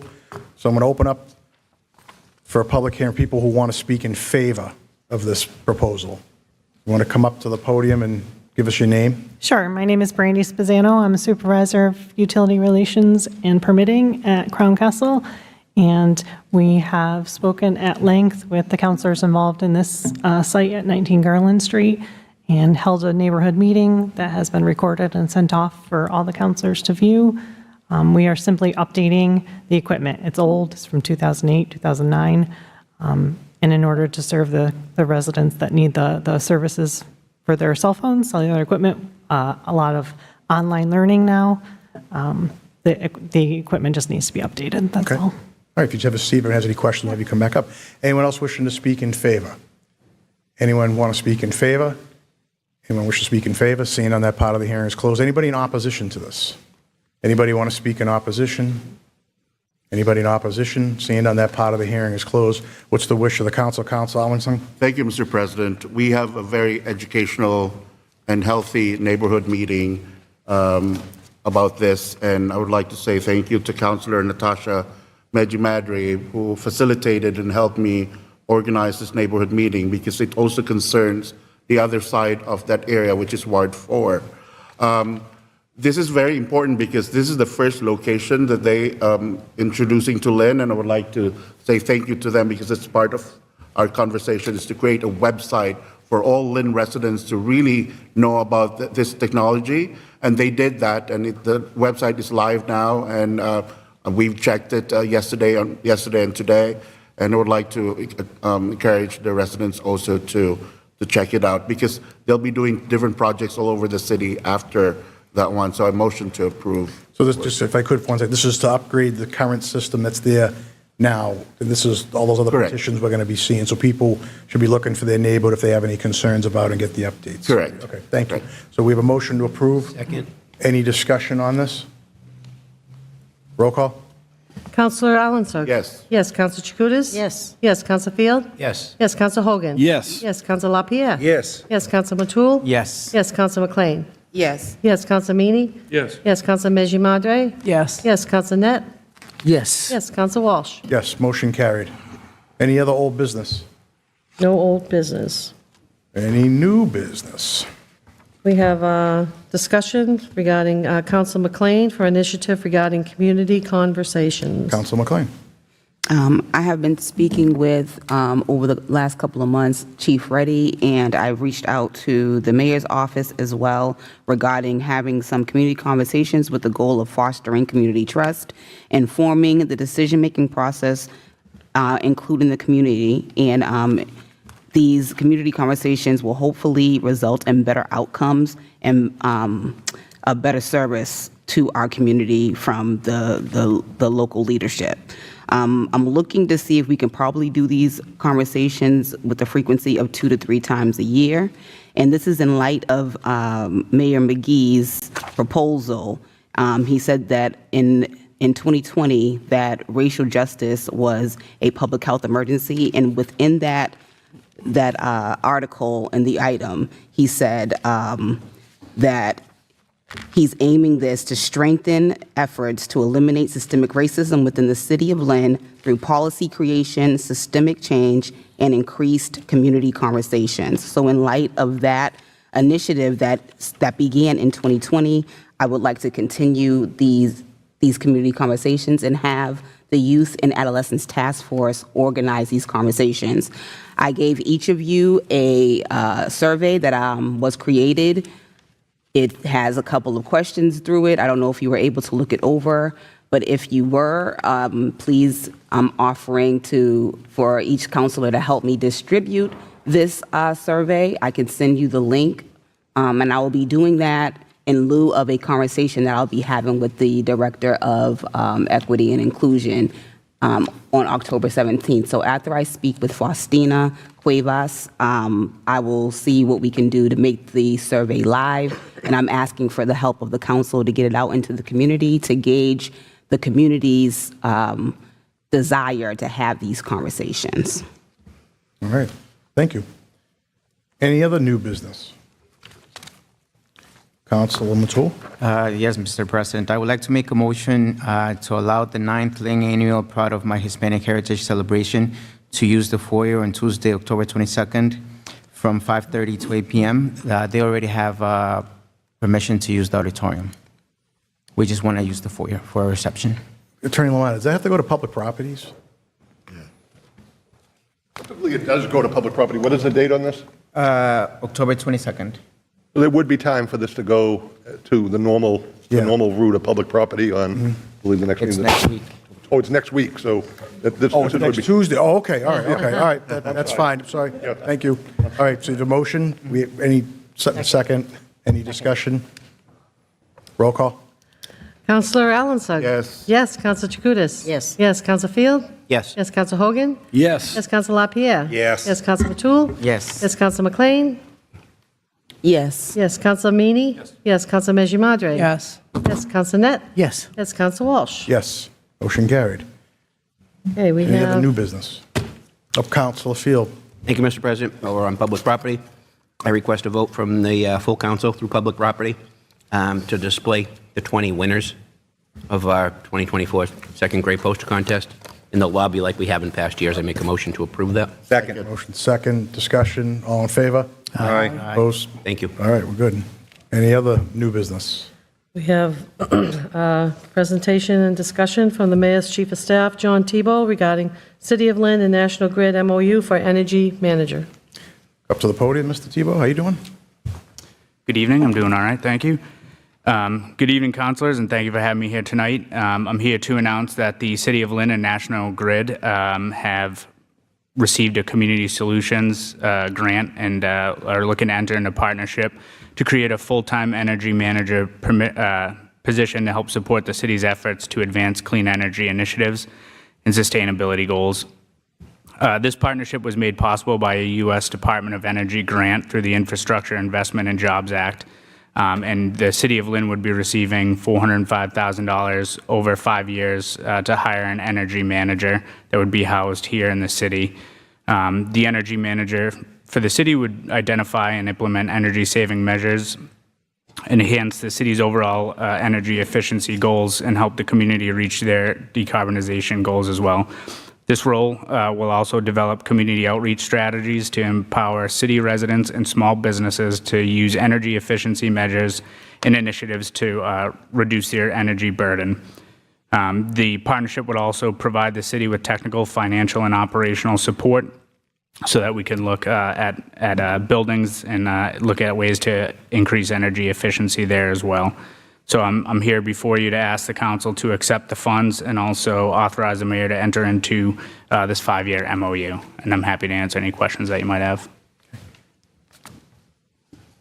So any questions from the council? Councilor Winston? Thank you, Mr. President. Mr. Thibault, do we have any manager or any similar position currently? No, right now we have a partnership with the city of Swampscott that seeks to utilize part-time between Lynn and Swampscott advocates that would go out into the community. So this would be sort of building off that, but specifically for the city. So right now we have a few city personnel that sort of work on this, but they're not able to commit their full-time efforts toward this. Yeah, so though the position is commendable, but I'm reading the communication from the mayor, and it says the energy manager funded by the position will assist our residents who own their own home or rent along with our small business, blah, blah, blah, blah. So are intending to do door knocking around the city as part of their approach? It could be. I mean, right now, I think the constituent engagement is really, this person would be working for us, so we would be able to sort of direct how we want to see those efforts. I know that there's been a concern with door knocking. I've talked to numerous councilors about that, so I think if that were to be a suggestion, I think we would want to have conversations around that. But I think the goal is more so to find out how we can ensure residents know about the programs through Mass Save and encourage them to sign up for it. And also, yeah, the responsibilities of the job description, it's all over written here, the language of door knocking. And, you know. Sorry, it says that in there? This is just me, or maybe I'm over thinking so much. Like, to complete no-cost assessment, energy opportunities with blah, blah. I mean, these are very similar language that people go through when they door knock. I'm just saying this because I could picture all the phone calls getting from people, from our residents, especially if this happens, we need to be particular of what time, so residents would not be, or maybe it will also be a conflict with our current ordinance about door knocking in the city. I'm just. If I could, Council, I just want to be clear about something. I am not a fan of the door knocking situation. Neither are my constituents. So if we were to make it a motion here tonight to approve this, I would put in the amendment that the door knocking isn't allowed. Yeah, and I just want to be clear. I mean, like, I know I've talked to many about your hesitations towards door knocking. This is not a door knocking Trojan horse by any means. This is like, you know, we've met with National Grid, and you know, a significant number of our population doesn't take advantage of the Mass Saves program, but they pay into it. So a lot of the community engagement that they'd be doing is to get people, you know, I think community engagement is important to reach out to people where they're at. It's really to get people to take advantage of these programs so that they can realize the cost saving. So I hear loud and clear the hesitation for door knocking, totally support it, and I will make sure that it's well noted as well going forward. Thank you. Councilor Vini? Yeah, so John, I just had a question. So I'm looking at the criteria for the ideal candidate. I mean, a bachelor's degree, 5 years experience. I mean, we're having trouble filling positions at City Hall as it is. Who's in charge of getting a qualified body, we'll say? I mean, the city's going to be responsible for doing the recruiting and the hiring. And then, is this disclosed? Like, how much does this pay? I mean, someone with a degree and 5 years' experience is not leaving his current job for nothing. Well, they're giving us, I mean, the goal and the reason that this was enticing to the city is it's $405,000 over 5 years for a position that we don't have to pay for. So we would, the reason that a salary isn't disclosed at this point is because we still are trying to determine and do comps on what a appropriate salary would be, and covering any benefits that we may offer. So that's sort of why there's a salary that's not complete there, but it would be money that they would give us to then decide exactly what to figure out for a salary and go out and do the recruiting to get people that would be able to do the job. Last question. I'm not beating you up, I promise. So No, it's okay. are we going to, is this rigid qualifications? What happens if we struggle to find someone who wants to do this job with this resume? Yeah, I mean, the goal is, right, like the resident engagement, and so if we're finding that we can't find somebody that fits the qualifications that we've met, I think we would look to see where we can relax them, and certainly make sure that we're enticing and looking for candidates that are culturally Just off competent the as top well. of my head, someone that's, has strong roots to Lynn, but doesn't necessarily have a bachelor's degree in this particular field might be useful for this position. Yeah, I don't disagree. That's all. Thank you. Council McLean had a question. I just want to reiterate the benefits of the program. Is this about saving money, or is this about clean energy, people transitioning into clean energy? Yeah, I mean, it's honestly, it's a little bit of both. I mean, I think the goal is to try and make sure that residents know about programs that are available to them, like the Mass Saves program, and in doing so, try and take advantage of the energy efficiency that those programs and those products allow for. Okay. Any other questions? Councilor Field? Thank you, Mr. President. So, Mr. Tebow, just to go back on Councilor Meany's question, it's similar to like what Joey is with the ARPA compliance, where it's a grant-funded job that doesn't cost the city, and we send out the application and define what that role is as the city. We're just not paying for it, correct? That's right, yeah. Thank you. All right. Councilor Ellingson? Thank you, Mr. President. I would like to motion to authorize the mayor to enter into a memorandum of understanding with National Grid and all other necessary documents and make it clear that there will be no door knocking as part of this candidate's responsibility. Motion to approve. The motion approved. Second. Second. Any other discussion? Roll call. Councilor Ansug. Yes. Yes, Councilor Chakutis. Yes. Yes, Councilor Field. Yes. Yes, Councilor Hogan. Yes. Yes, Councilor LaPierre. Yes. Yes, Councilor Matul. Yes. Yes, Councilor McLean. Yes. Yes, Councilor Meany. Councilor Meji Madre. Yes. Yes, Councilor Net. Yes. Yes, Councilor Walsh. Yes. No door knocking Trojan horses, John. Understood. All right, Understood. thank Thank you. you. And we have one New business. more final business Council LaPierre. resolution. Thank you, Mr. President.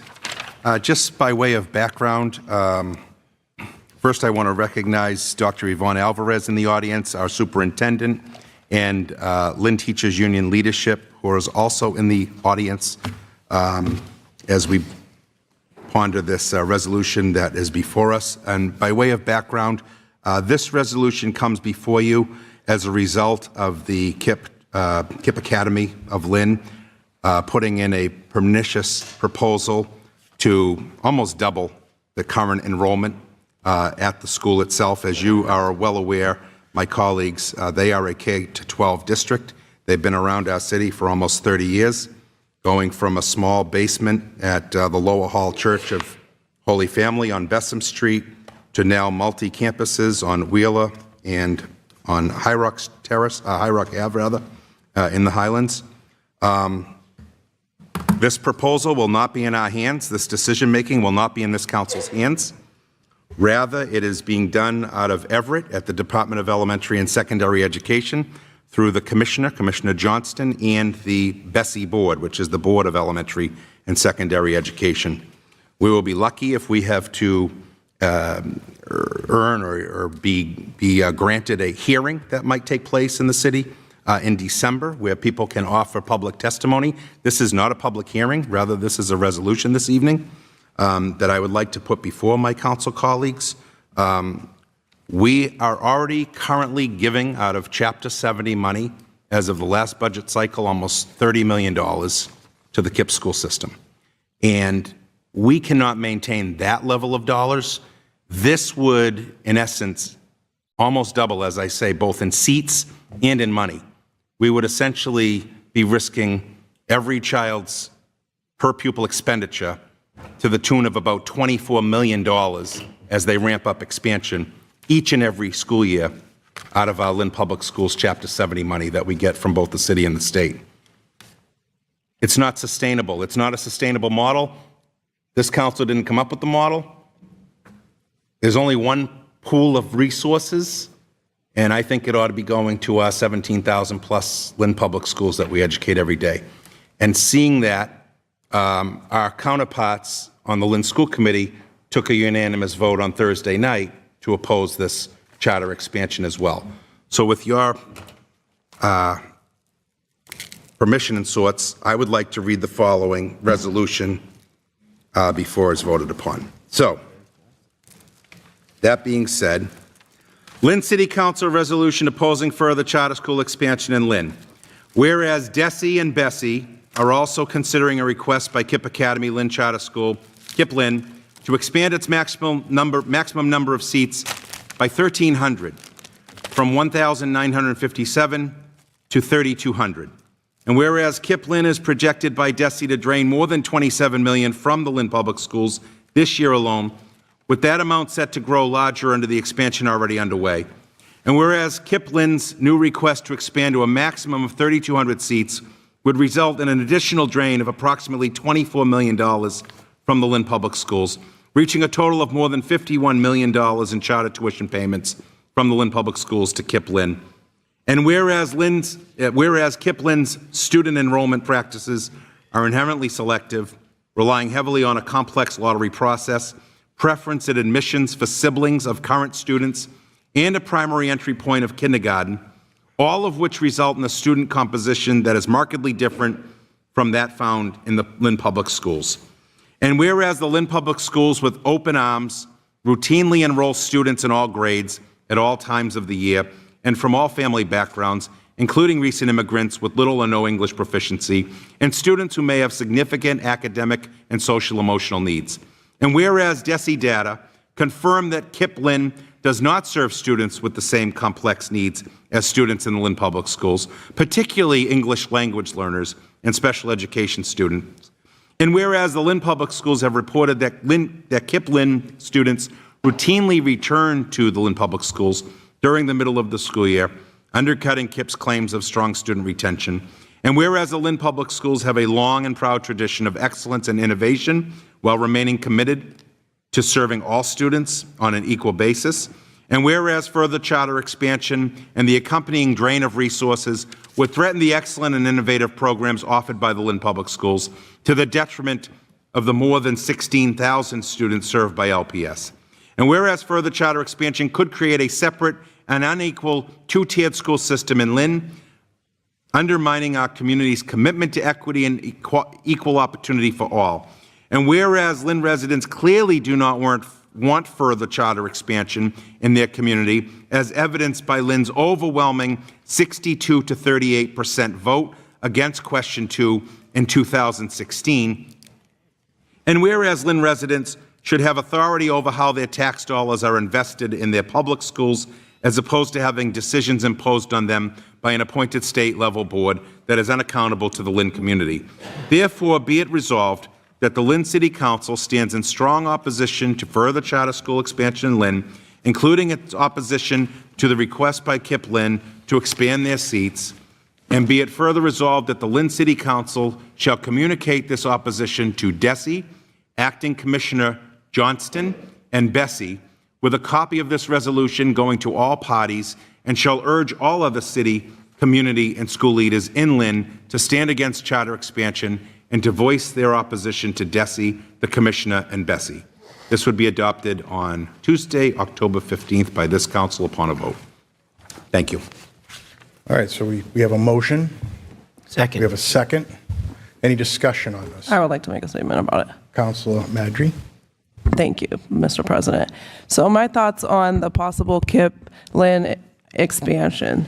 As an elected official, I must say that this has not been an easy decision for me. I understand why LPS is so strongly against KIPP expanding. Most of the comments and calls I have received are about the money and why should KIPP be taking more money out of the traditional public schools. Sadly, it is all about the money and not really about the students. I also want to acknowledge that the teachers and staff that work for Lynn Public Schools are doing amazing things with the resources they have. I am in no way putting down LPS or its students.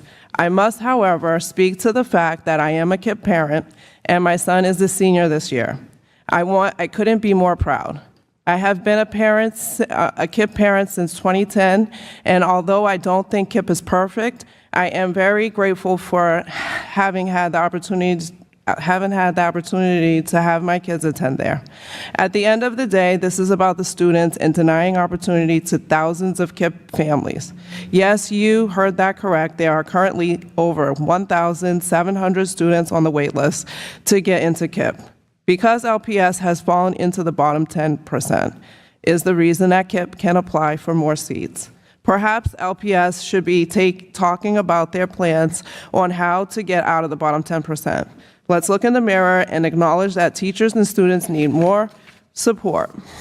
Let's also acknowledge that there are not enough Black and brown teachers in LPS, and part of the reason for that is the lack of support that Black and brown teachers get while teaching for LPS, and that is from personal experience. We must do better as a whole. We also shouldn't send emails out putting one school against the other. We are all in. We need to learn how we can come together as a community. I spoke to several teachers who reached out to me and said they felt they couldn't speak out in public because of fear of losing their jobs. I also spoke to several KIPP students who don't feel like they get the support they deserve in this community. To all the students in this city, I need you to know that as a city councilor, I support you no matter what school you attend. You are part of this community, and you should always feel supported. Let's talk about money for a minute. The way the funding is set up, the first year that a student attends KIPP, year one, LPS keeps 100% of the money they would have received for that student. Year two, LPS keeps 60% of the money. Year three, LPS keeps 40% of the money. Do you think that is fair?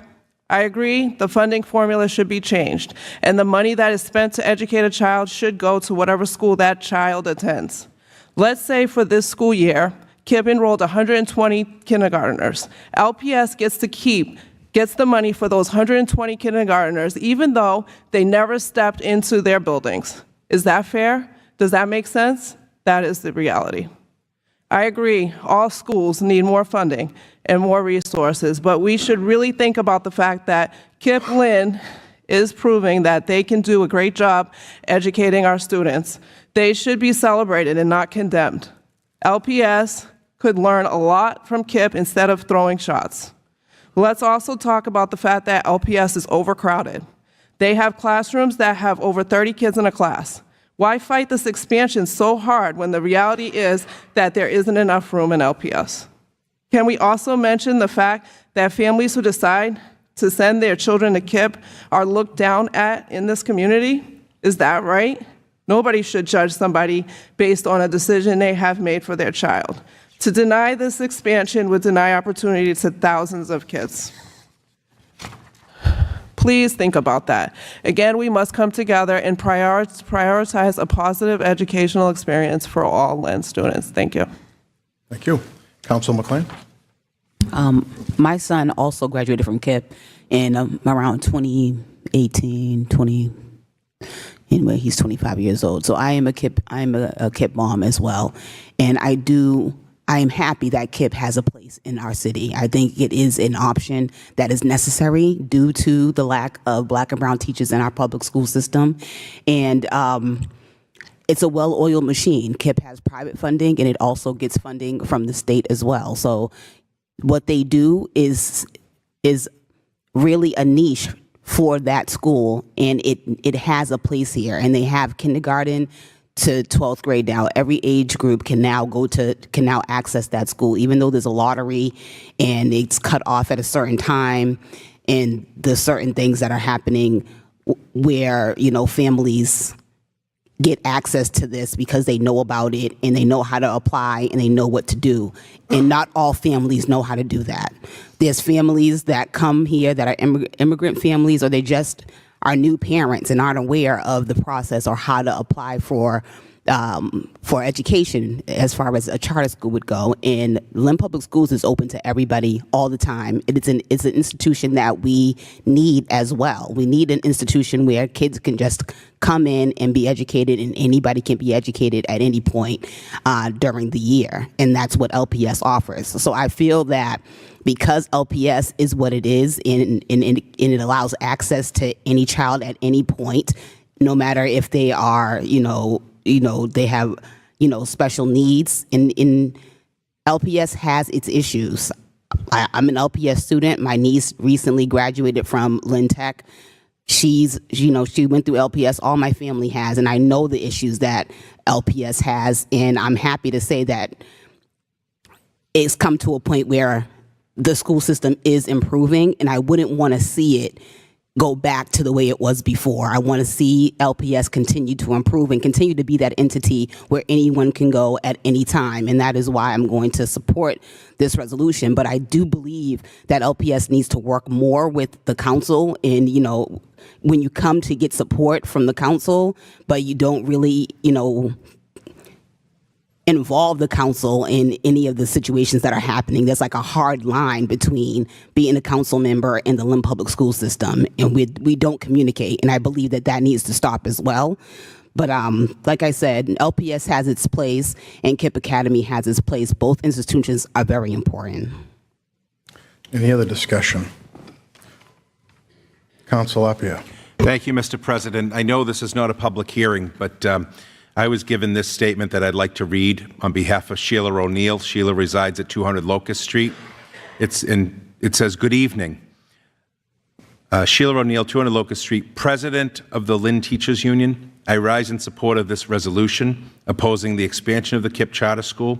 The expansion of the charter school would cause irreparable harm to the students and families who attend Lynn Public Schools. The Lynn residents do currently have irreparable harm to the students and families who attend the Lynn Public Schools. The Lynn residents do currently have a choice with the KIPP K-12 charter school in Lynn. We respect the students and staff at KIPP Lynn, and we applaud their hard work and success. But corporate KIPP is not about students or educators. They are about siphoning funds from urban districts that have the students with the greatest needs. Corporate KIPP targets communities like ours purposefully. If the expansion is awarded, it would financially devastate the Lynn Public Schools. This would result in a loss of programs vital to students and families of Lynn, as well as a potential loss of over 100 union positions, which would include teachers, paraprofessionals, and therapists. As the Lynn City Council, we ask that you support all students in Lynn who deserve an equitable opportunity for an excellent education." All right, thank you. I just want to say one thing real quick, if I could, from the podium. There's a lot of passion on both sides and understanding, but $27 million out of the school budget doesn't help anybody, especially the kids in public schools. It just doesn't. So I think Councilor Field had something. Thank you, Mr. President. I just want to talk again about Ms. O'Neill's comments. I think that's what hits the nail on the head for many of us. Like you said, it's very passionate discussion on social media and outside of the council chamber, obviously. It's very passionate amongst our colleagues. But the one point is that it is private funded and it is for profit. And I think pointing out that corporate KIPP is much different than the families that are served here that are in need. And that's why I encourage my colleagues to support this resolution presented by Councilor Lapierre. Okay. Is there any other discussion? So we have a motion. We have a second. Roll call. Councilor Allensug? Yes. Yes. Councilor Chakutis? Yes. Yes. Councilor Field? Yes. Yes. Councilor Hogan? Yes. Yes. Councilor Lapierre? Yes. Yes, Counsel Matul? Yes. Yes, Counsel McLean? Yes. Yes, Counsel Meany? Yes. Yes, Counsel Meji Madre? No. No. Counsel Net? Yes. Yes, Counsel Walsh? Yes. Yes. We'll send the letter. Passes. Any other new business? Councilor Field. Thank you, Mr. President. Just quickly, I know a lot of stuff gets presented before us and recognitions and everything. I just want to recognize a family, a Lynn family, and more particularly a Lynn individual. It's actually the niece of Councilor Hogan. The Merriman family in the city of Lynn. They're very generous to many organizations, athletic organizations, and other organizations all throughout the year. But particularly over the Halloween, Christy Merriman opens her business on Linfield Street, and over the past number of years, she's collected gently worn and new Halloween costumes for the children in the city. And we know that there's a certain need for certain things, and people do collections all year long. But this particular family, and particularly Christy and her volunteers, they collected over the number of years thousands of costumes, and just this year alone opened her business on Linfield Street to allow children to come and pick a costume for Halloween and to be kids. And I think, all of us, we talked about dressing up in 2 weeks to enjoy the spirit of it. And this opportunity that she provides to the kids in Lynn, it shouldn't go without recognition. So that's why I just wanted to mention her name and the efforts that she does, and certainly all the volunteers, serving over almost 200 children in the city this year. It's certainly commendable. So I just want to, on behalf of the council, recognize her and her family's generosity and continued success with all of what they do. Okay. And with that being said, just real quick, if I could, October 29th, the councilors, if you would all dress up in your favorite Halloween costume, please. All right? So. I'll be Jay Walsh. You're going to be Jay Walsh. That'll be simple to do. Oh, I'm sorry. But I'll come as you, Coco. All right. Any other new business? Councilor Net. Yes, I make a motion to adjourn, Mr. President. Motion to adjourn. All in favor? Aye.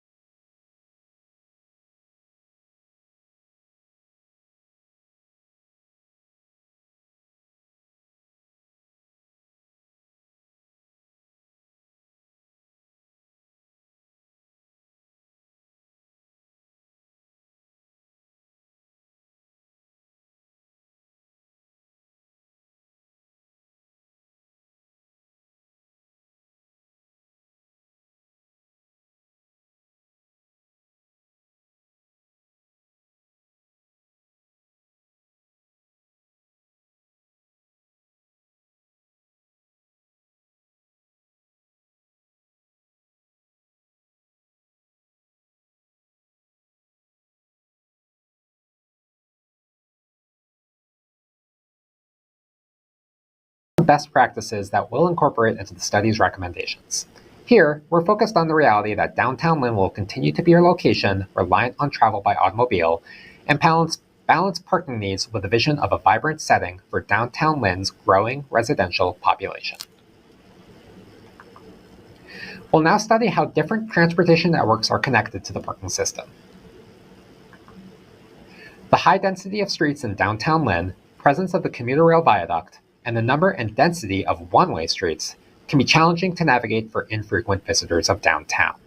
This can create an effect where downtown feels bifurcated instead of existing as a unified whole.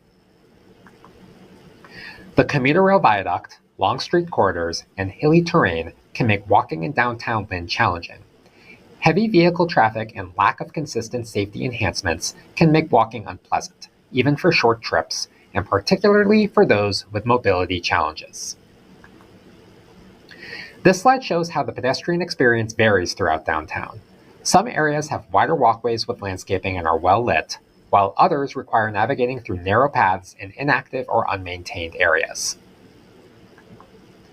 As an example, many intersections and areas near Buffum Street and other parking areas can benefit from techniques to shorten pedestrian crossing distances. This condition applies for intersections in the vicinity of the MBTA garage as well. 8 MBTA bus routes serve downtown Lynn, attracting over 1,000 average weekday boardings. Riders use MBTA buses to access the Blue Line, downtown Boston, or shopping centers along Route 1. The Lynn Commuter Rail Station also provides access to downtown Boston, although the Central Square station location has been closed since 2022. Downtown Lynn has a limited bicycle network. Subsequently, few people identify bicycling as their primary commute mode. Common Street and Market Street have each been subject areas for bicycle accommodations in recent years. There are limited opportunities for bicycle parking in downtown. Upcoming transportation investments in downtown Lynn include extension of the Northern Strand Community Trail and transit priority and complete streets investments. Improved transportation access and connected communities are priorities of Vision Lynn. We'll pause on this slide for a moment of the summary, the points just made.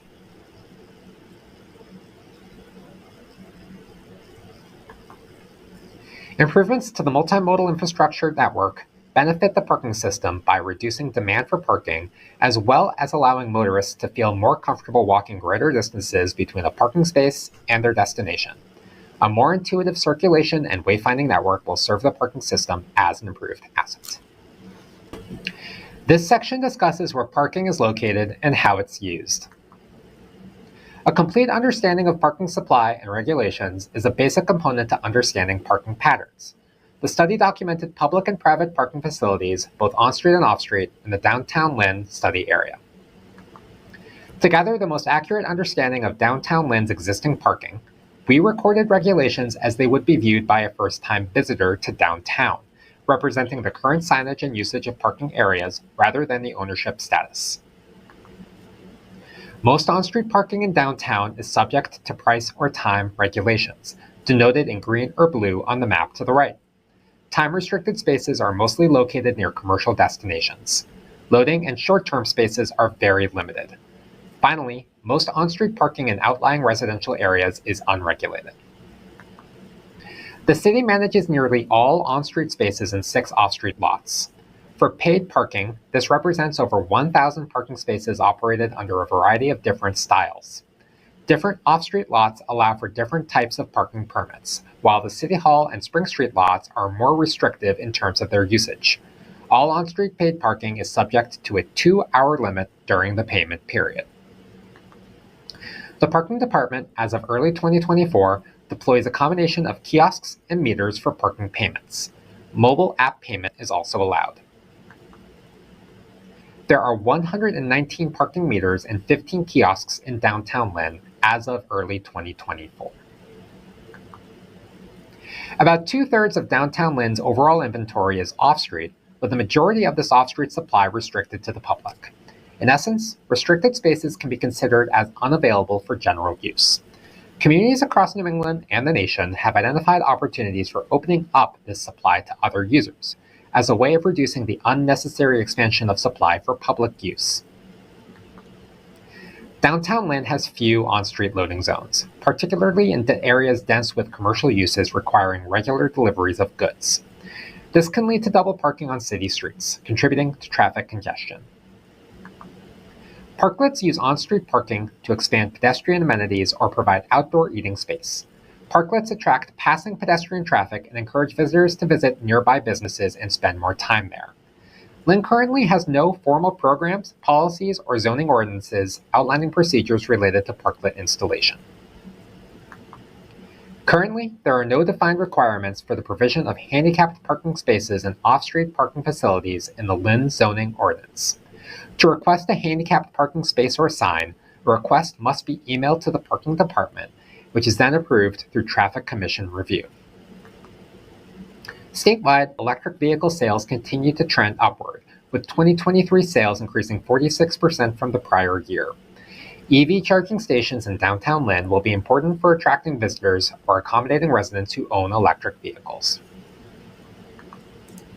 For many navigating downtown Lynn's parking system, a lack of clear parking signage can lead to off-street facilities being underutilized because they are not readily navigable upon approaching downtown.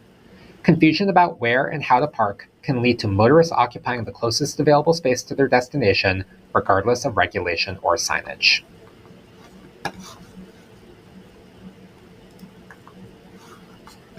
Now let's talk about parking utilization. We conducted utilization counts on Thursday, November 16, 2023, and Saturday, November 18, 2023. An additional late-night count was conducted on Monday, December 4, 2023. The weekday counts were conducted at 12 p.m. and 6 p.m., while the weekend counts were conducted at 11 a.m. and 6 p.m. Utilization data is presented in charts on the following slides. Generally, parking lots and on-street parking segments, shown in green on the right, signify 80 to 89% occupied. This is ideal for a downtown. It means that there's considerable activity in the downtown, but there's at least one available parking space on each block. Below 80%, too much parking may be available, indicating a price or regulation is not matching user needs. Above 90%, motorists are not able to find parking where they desire it. This map shows parking utilization on a Thursday midday. The system as a whole is 58% utilized. Areas of higher utilization exist along Pleasant Street, Central Avenue, Silsby Street, and Mount Vernon Street. The weekday midday time period typically reflects the highest utilization for parking in a downtown setting. In downtown Lynn, many blocks of on-street parking are at or approaching capacity. City-owned lots are about 70% utilized, and some private lots in the vicinity of Market Street, Tremont Street, and State Street are well utilized. The Thursday evening count showed 42% occupancy across the study area. Higher utilization was present in the areas of Oxford Street and Monroe Street, Mount Vernon Street, Spring Street, and Exchange Street, and Union Street. During the early evening on weekdays, utilization levels have typically dropped from midday levels as downtown employees have returned home. Residential utilization has begun to rise as commuters return home, although it's typically not until later in the evening that utilization for residential buildings peaks. On a Saturday midday, utilization across the study area is at 40%. Some areas show higher utilization than others, notably along Monroe Street. Outside of the shaded areas on the map, parking is often readily available. Special events, weather, and time of the year can affect parking activity in downtown Lynn on a typical weekend day. In the November period in which data was collected, off-street public parking facilities were generally found to have excess capacity, and even on streets with high utilization, parking is often available within a block or two. The Saturday evening period has similar utilization as the midday period. There are concentrated areas in downtown, such as around Oxford Street and Monroe Street and along Central Avenue, with high observations of on-street parking occupancy. Several off-street lots are nearly or completely empty during the weekend evening period, including many public lots. Outlying residential neighborhoods have pockets of high on-street parking utilization. Our final data collection period was overnight Monday into Tuesday, where utilization across the study area was only 32%. Utilization is highest along residential streets and outlying areas. At 60%, the MBTA garage is also at its highest occupancy level across all collected time periods. A unique factor in downtown Lynn is the presence of street sweeping between Monday and Friday mornings between 4 and 8 a.m. Street sweeping generally alternates between odd and even addresses on streets, leading to imbalances where one side of the street may be close to full utilization, while the opposite side features little to no vehicles. Some observations we noted during the data collection exercise were that downtown Lynn's diverse land use mix mean that there are several locations where utilization is high during all time periods. Drivers will often create their own spaces to park where they'd like to park. However, convenient and walkable off-street facilities often have availability during both the daytime and evening periods, while nearby on-street spaces can be full. Communities are generally well served to use pricing as a mechanism to manage parking utilization where demand is high. Some areas like the Monroe Street and Oxford Street corridors are currently subject to no pricing. City-owned and operated lots featured stark differences in utilization over the 5 data collection periods. During the weekday midday, these lots are 72% utilized. In all other time periods, they are only between 21 and 35% utilized. This speaks to a system which primarily accommodates commuters. Peak utilization for off-street private lots is at 53% for the weekday midday period, compared to 65% for public facilities during this period. and is as low as 23% during the weekday late night period. Private parking is typically reserved for the tenants of the properties they are located on. Outside of time periods where tenants would use these spaces, they often sit empty. The MBTA garage features a unique utilization pattern. Of its 338 accessible spaces in November and December 2023, peak utilization of just above 60% occurred during the weekday late night hour. The garage hovered between 40 and 60% utilization throughout the data collection period. Given the closure of the Lynn Commuter Rail Station during this period, usage patterns for the garage are bound to be disrupted over what would constitute normal operations. As remarked by many during our February 2024 public meeting, the physical state of the garage is one of disrepair. Not included in the aforementioned maps was Common Street. About 60% of Common Street spaces are occupied during the Thursday and Saturday midday and evening periods, with lesser utilization during overnight hours. Utilization trends higher near Market Square, with lower occupancy totals along some segments of South Common Street. We'll pause on this slide for a moment as a summary of the parking inventory and utilization exercise.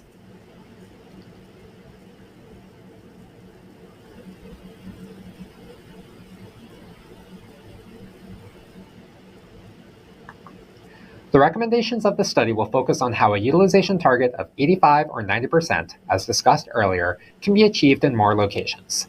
Shared parking strategies can be advanced to ensure more of the underutilized private parking supply is made available for broader use. This section discusses how development is anticipated to affect the downtown parking supply. The city does not presently require off-street parking facilities to be provided in the Central Business District for new construction. Central Business District is represented by the area in red in the map to the right. This positions downtown Lynn as a unique exception in Greater Boston. Almost all other communities retain some off-street parking requirements for nearly all possible land use development in their downtown. The effort to remove parking minimums is considered to be a success. The city currently has over 1,200 new housing units in its downtown development pipeline, as displayed in the map to the right. If each of these were to come online, it would represent a housing unit growth of approximately 34% in downtown Lynn. An analysis of the existing parking supply's ability to accommodate future development for downtown Lynn was carried out using a customized shared parking demand model. We'll cover the inputs to this model and its findings when new development is projected in downtown. A core component of this analysis is an understanding of the land uses present in the community. Parcel-level land use data for MassGIS was validated using the assessor's database received from the city. Wherever inconsistent, data was further verified using online research and windshield surveys using Google Maps Street View. A typical approach to estimating parking demand assumes that each land use in the downtown needs its own supply of parking and that this demand is constant throughout the day. This type of analysis would point to nearly 5,000 more parking spaces needed in downtown Lynn than is currently supplied. Instead, we can model parking demand using a time of day percentage to a land use's peak parking demand rate. This creates a more realistic estimate of demand in mixed-use environments over the course of a day. Parking demand can be further reduced in downtown environments because retail, commercial, office, and residential uses are closer together and more walkable. The graphic to the right shows the general principle of shared parking, that multiple uses can share one facility, like street parking or a public lot, with demand for each occurring at different times throughout the day. Parking utilization counts captured for the study were used to calibrate the model, resulting in a model that is based off of observed demand. The results of this exercise point to the existing parking supply in the study area being approximately 1,950 spaces above the capacity needed at the midday peak when holding 10% of this supply in reserve. However, because we're dealing with the entirety of downtown Lynn, we note that not all of this parking is appropriate for all users because of the distances involved from walking between spaces and their destinations, as well as regulations. When we add anticipated future development growth in downtown Lynn, which includes over 1,250 new housing units and about 115,000 square feet of commercial uses, parking demand is expected to increase by 535 spaces. This increase in demand still yields enough available capacity across downtown Lynn to accommodate future growth. The same modeling exercise was conducted on a smaller core focus retail area centered around the MBTA garage, Monroe Street, and Washington Street. Using the existing parking supply of this sub-area, we see that there is barely enough supply to accommodate existing demand below the 90% threshold. When we incorporate future development anticipated in this sub-area, demand exceeds the 90% threshold and available spaces are difficult to come by. However, we note that large parking supplies just outside of the study area are not included in this analysis that could accommodate future development. Additionally, potential new off-street parking associated with these projects is not incorporated. We'll pause on this slide, which summarizes the previous remarks.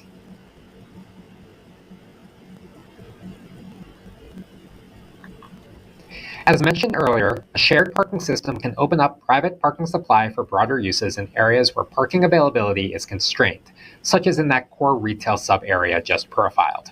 Maintenance and management practices which allow motorists to feel safer walking further distances from their parking spaces to their destinations can also support development growth. The following slide details how users interact with the parking system.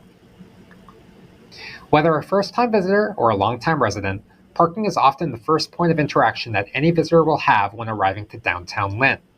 It is important to make a good impression through a positive parking experience to encourage return visits. Where parking is charged, Lynn provides multiple payment options for parking, including meters, kiosks, and the Pay by Phone app. Street parking costs $1 per hour, while the Pay by Phone app incurs an additional 29-cent fee with each transaction.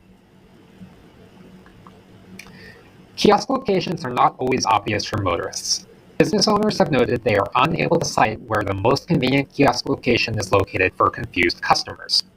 The process for payment should be legible for non-native English speakers, and the city has noted that providing options for users who don't own smartphones or lack debit or credit cards is important to retain moving forward.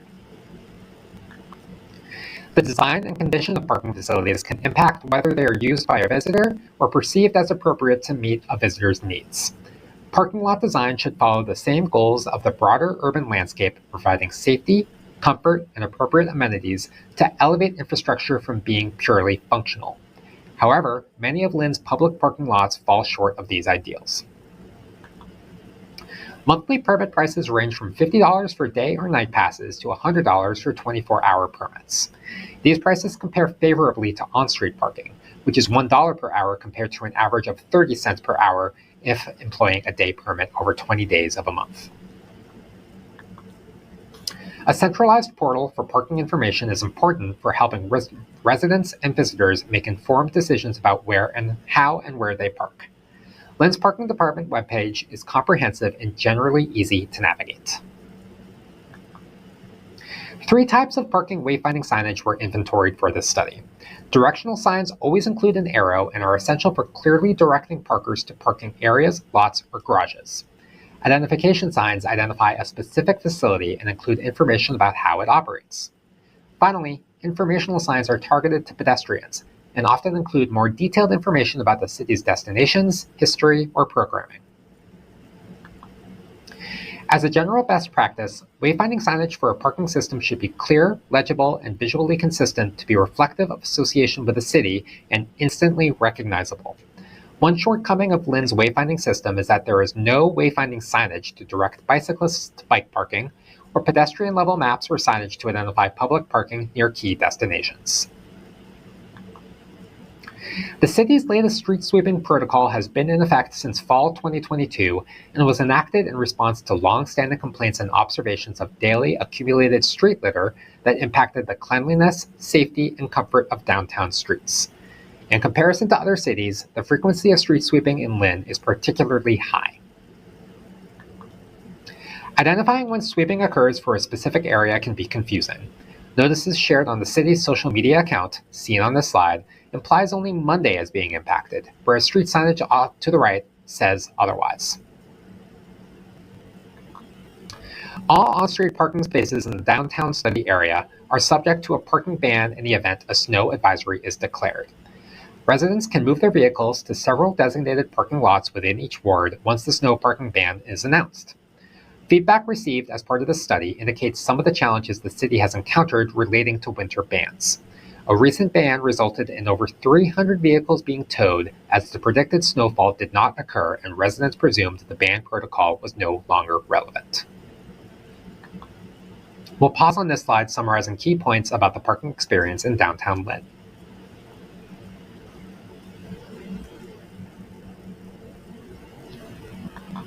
Several best practices can be incorporated to improve the parking experience for motorists, particularly in the area of providing clarity about where and for how long users can park. Finally, we'll talk about how parking is enforced, managed, and maintained. The City of Lynn Parking Department is responsible for the management of public parking assets and enforcement of parking regulations throughout the community. A February 2024 interview with the Parking Department staff indicated that 8 enforcement officers would be employed by the community at full staffing. Key violations are highlighted to the right. Stakeholder conversations indicated that towing will occur in addition to ticketed violations for instances of street sweeping and snow emergencies. The Parking Department is in the process of rolling out license plate readers for its service vehicles, enabling more efficient and speedier enforcement checks and ticketing. Once in place, combined with enforcement using handheld devices and the digitized permitting system, all vehicle tracking will take place via license plate reading technology. In January of 2024, the Parking Department shifted to a digital permitting system. Prior to the shift to a digital system, the Parking Department indicated that it had no centralized system for tracking and administering parking permits. Cities and towns generally employ 3 revenue streams to fund parking operations. An accounting of the revenues from these 3 streams can ensure that a parking department's operations is effectively offsetting the impacts that high parking demand and illegal parking activity is imparting upon a community. The City of Lynn Parking Department provided data for meter transactions between 2019 and 2023. This data totaled over $700,000 in revenue over the 5-year period, with a high of $241,000 in revenue in 2022. Permit sale data from residential and off-street commuter block parking between January 1st and May 7th of 2024 was made available for this study. City staff note that they anticipate uptake of permits, particularly residential permits, to continue to grow as more residents become accustomed to the new system. Total permit sales in this time period equate to approximately $110,000. For many communities, fines collected on parking violations can meet or exceed the revenues generated by high-performance parking facilities or for the on-street parking system as a whole. Approximately $1.34 million in citation revenues was collected in the calendar year 2023. Citation revenues alone exceed the Parking Department's budget, and in 2023 exceeded meter revenues by a factor of 11.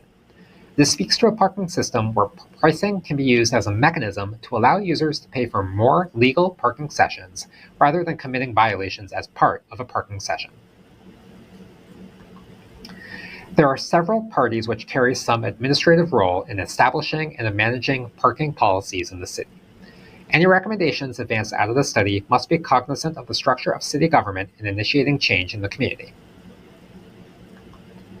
Currently, the city doesn't have any formal, standardized policies in place for how shared parking can be facilitated, managed, or encouraged. A limited number of shared parking agreements have been identified as occurring in Lynn, though other informal agreements between landowners may be in effect. We'll pause on this slide, which provides key summary points of parking operations and management in Lynn.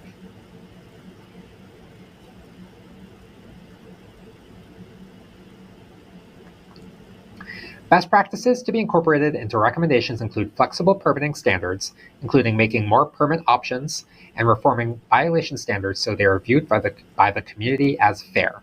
This is tied into regulations not effectively meeting the needs of motorists. These final slides summarize overall existing conditions findings.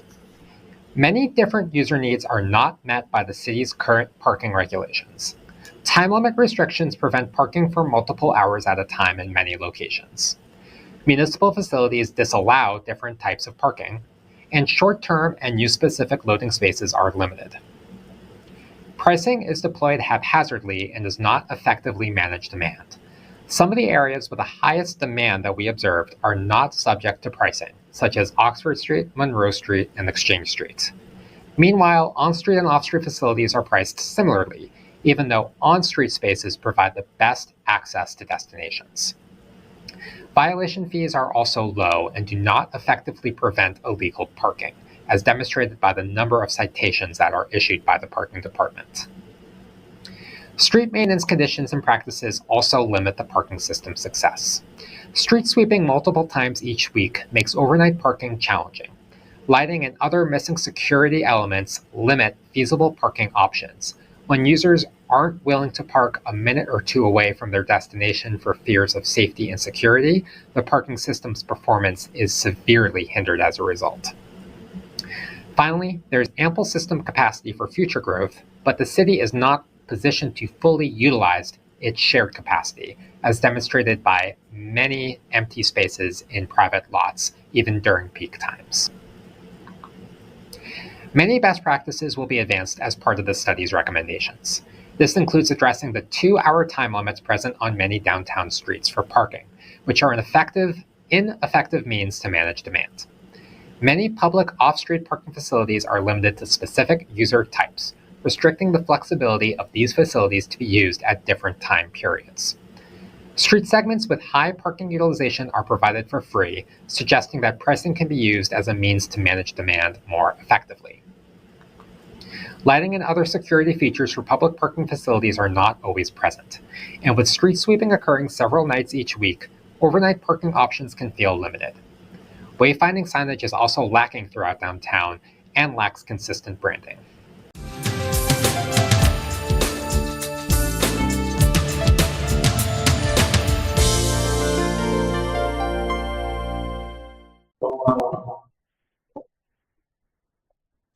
You all being here, ready to call the meeting. So second for the meeting of the Lynn Child Community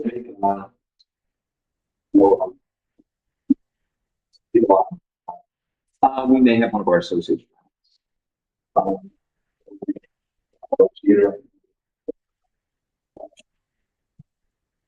Yeah.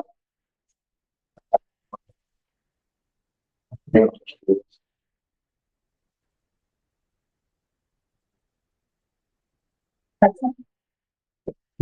Present. Present.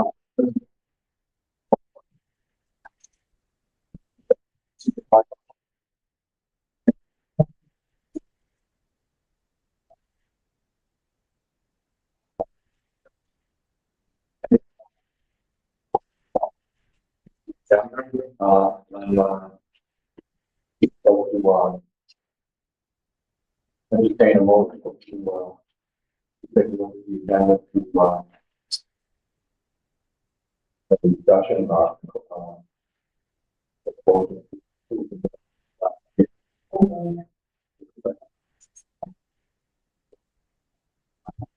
votes. That's it.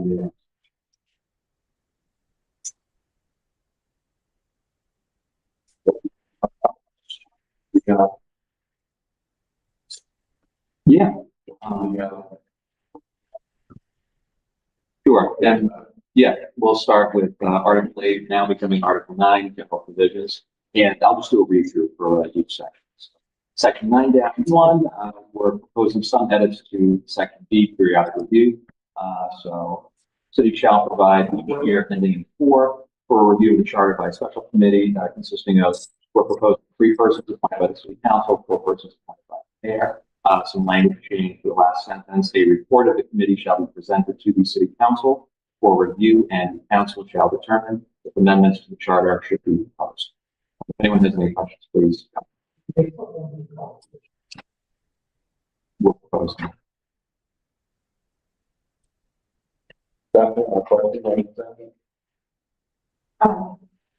One, please, if I may, is there a current, what is the current mayor saying? None of the duties. Hinton 4 and 124. I'm going to put it on. They'd be asked up with the charter. Yeah.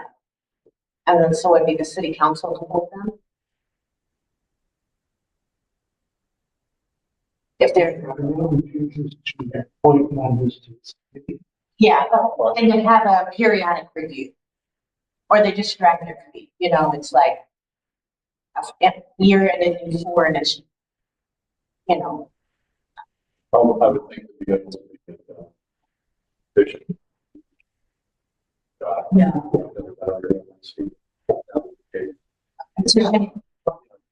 People find certain parts of the local government.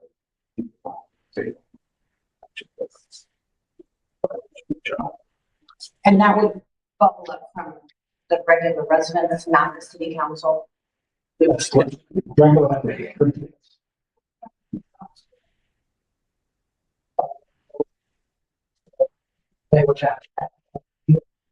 Yeah.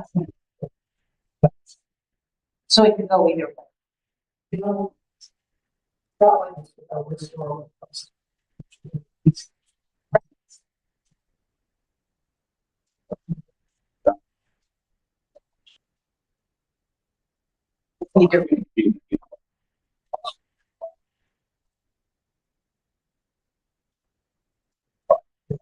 Move second, 9:14. Right. Thank you.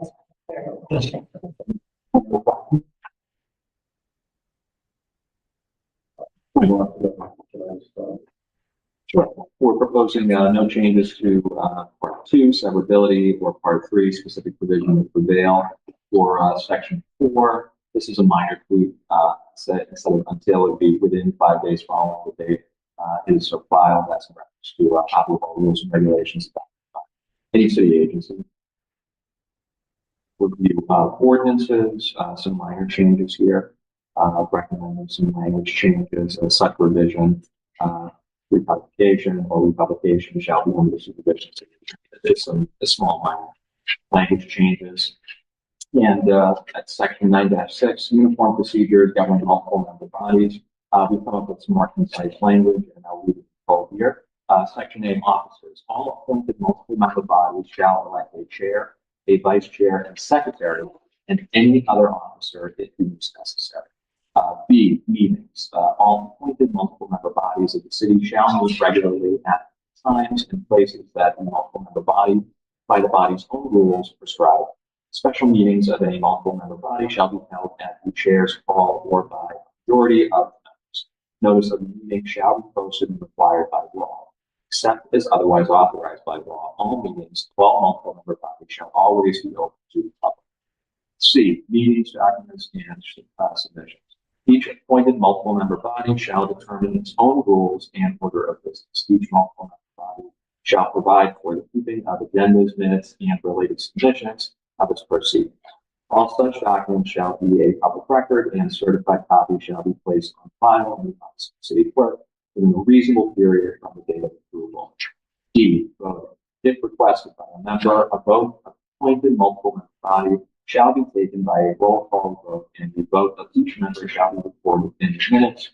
The vote is unanimous, only that fact will be recorded. Quorum. A majority of the members of an appointed multiple member body shall constitute a quorum unless some other provisions made by the multiple member bodies and rules, while quorum is present except on procedural matters. A majority of the full membership of the body shall be required to vote any matter representing the exercise of the powers of the multiple member body. General laws relate to a vote to meet in quote unquote executive session shall always require a majority of members of What happens if vacancies on board? What's the problem? Existing members or new ones? Especially a lot. Vacancies can form very difficult. Vacancies. What would happen if I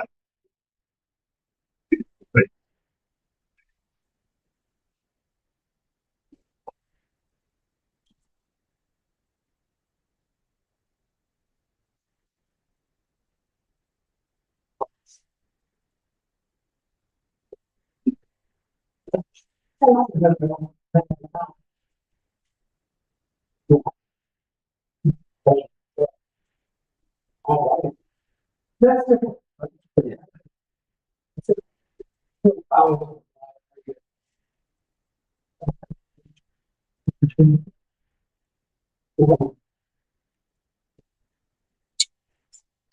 didn't hear it.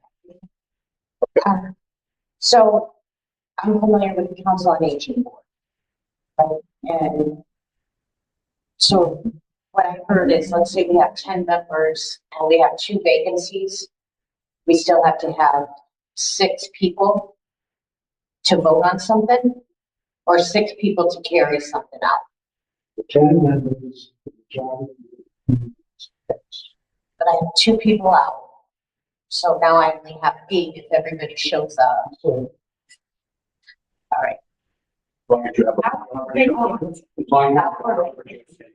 Yeah, to be out or vacant, vacant, vacant, if I, So 2 people. Yeah.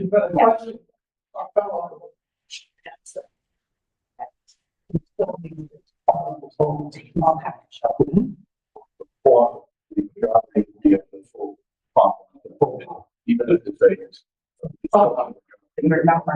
Majority of one.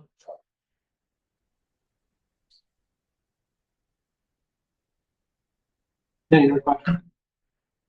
With that one, they should go ahead as that easement. Otherwise, they'll take action.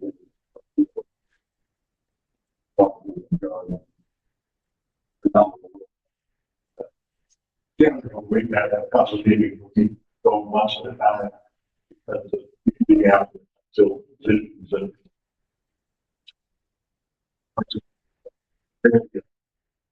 Hold on that.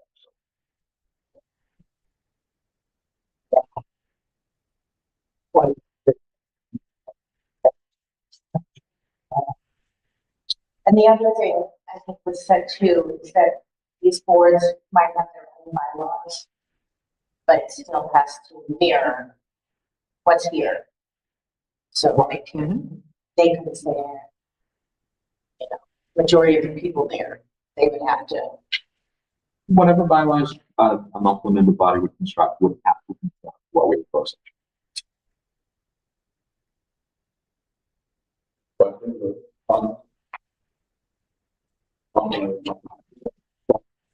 No proposed changes to references to general laws.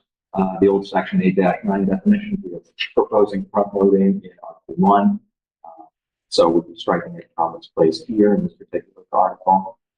New section 9-8, that would be certificate of election and appointment. We're proposing some new language here. Every person elected, including those elected by the city council or appointed to an office of the city, shall receive a certificate of such election or appointment from the city clerk. Boilerplate.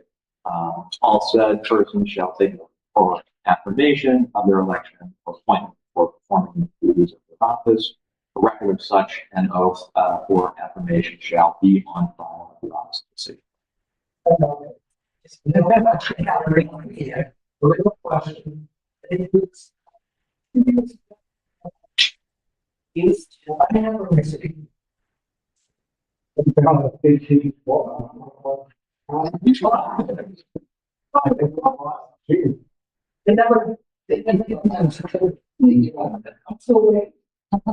I have to on one of my boards.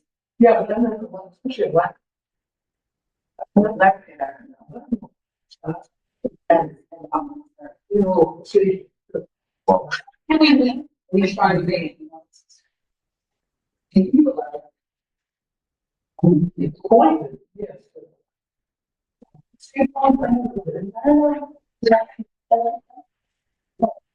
Well, now we know exactly what we're starting to go. Appointed.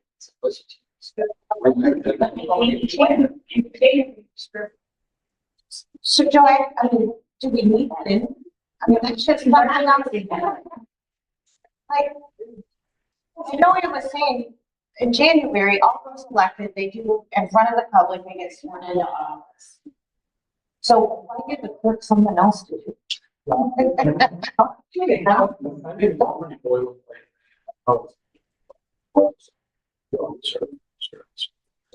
much. Stuff that they say sometimes. Yeah. So people will so it's actually not so easy to have it. Especially if you're like,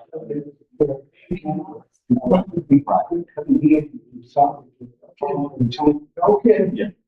That's right. Well, that, yeah.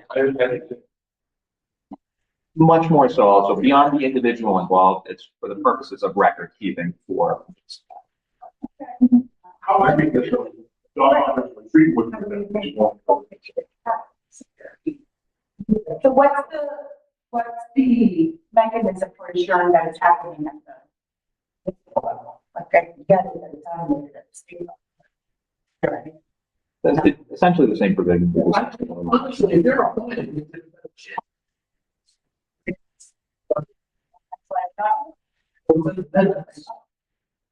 I think as we pass, there's a good need some. Yeah. Yes.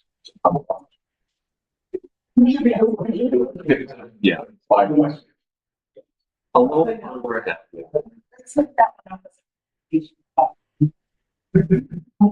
So there is a section that we're proposing some language to enforcement of charter provisions that should hopefully resolve some of these questions. All right, and then section 9-9, we're really not proposing any changes other than it up. Section 9-10, limitation on holding office, we're proposing striking the first sentence and creating as follows. No person shall hold more than one full-time city office for which a salary or other emolument is payable from the city treasurer. And then some language clean up a little bit as far as the conventions of creating charter language. And then we're also proposing striking section 8-13, so that's a notice on fees. And then section 9-11, 9-11, this is the enforcement of charter provisions. We're proposing the following. It shall be the duty of the mayor to see that the charter of the state is followed and complied with by all city agencies and city employees. Whenever it appears to the mayor that a city agency or city employee is failing to follow this charter, the mayor shall, in writing, cause notice to be given to that agency or employee directing compliance with the charter. It shall appear to the city council that the mayor personally is not following the charter. The city council shall, by resolution, direct the attention of the mayor to those areas in which it believes there is failure to comply with the charter. Procedures made available in Chapter 231A of the General Laws may be used to determine rights, duties, status, or other legal relations arising under this charter, including any question of construction or validity which may be involved in such determination.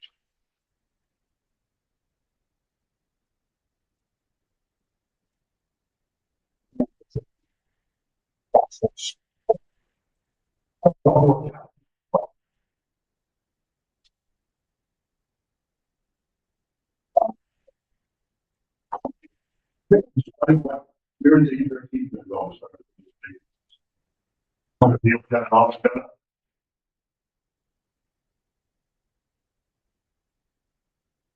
Where will that go? That's all.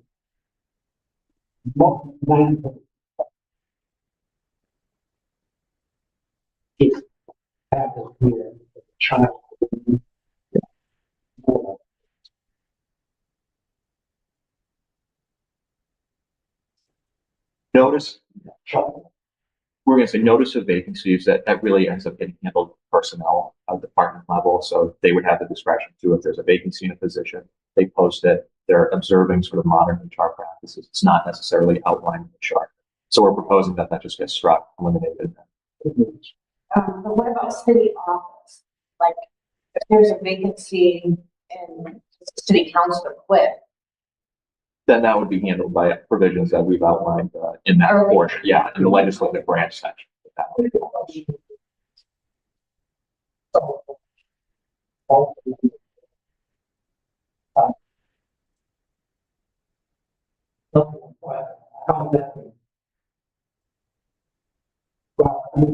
don't know.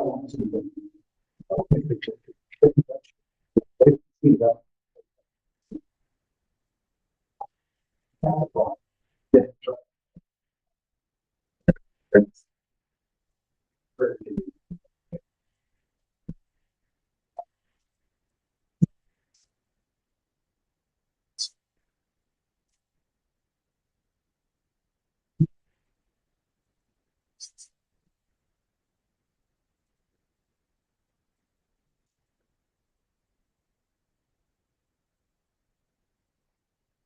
just saw.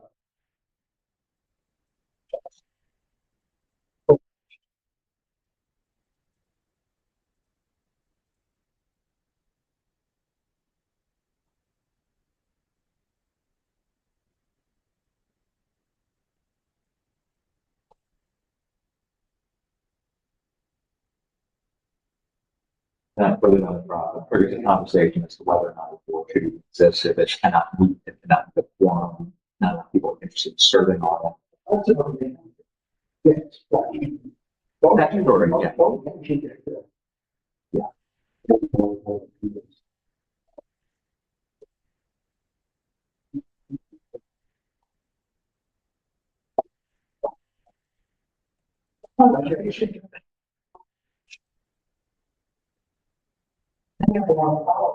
Yeah, conservation statute.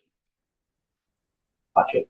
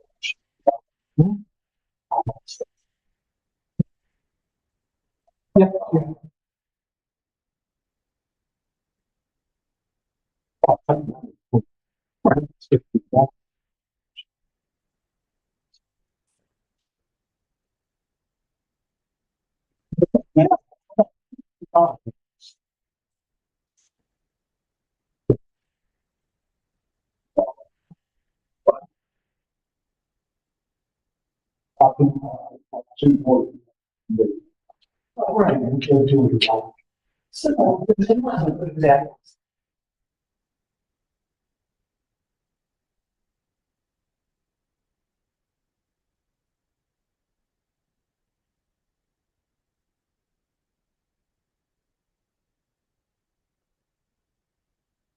Next, section 8-15 report to the city, we're proposing deletion of the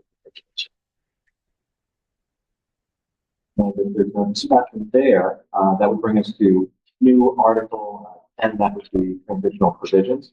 Some light touch up to section 10-1, that the clause, regulations, or it's just that this is just the language cleanup, nothing substantial changes. Section section 10-2, 3, 4, 5, we're proposing no changes to those existing sections.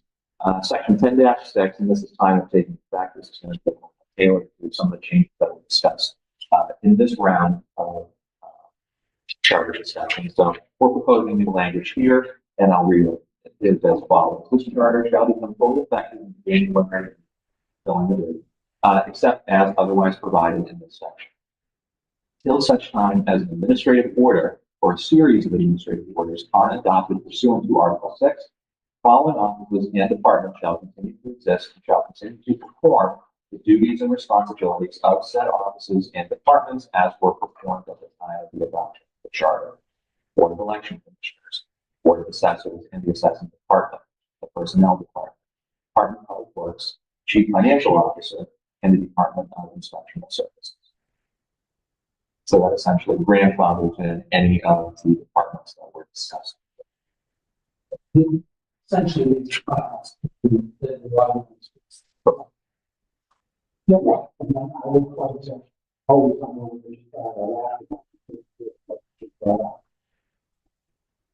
Yes.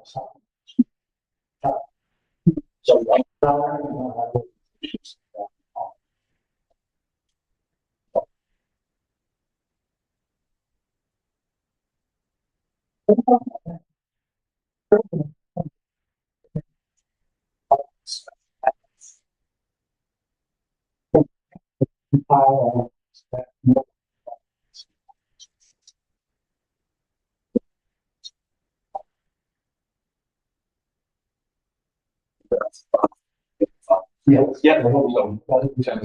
Yes.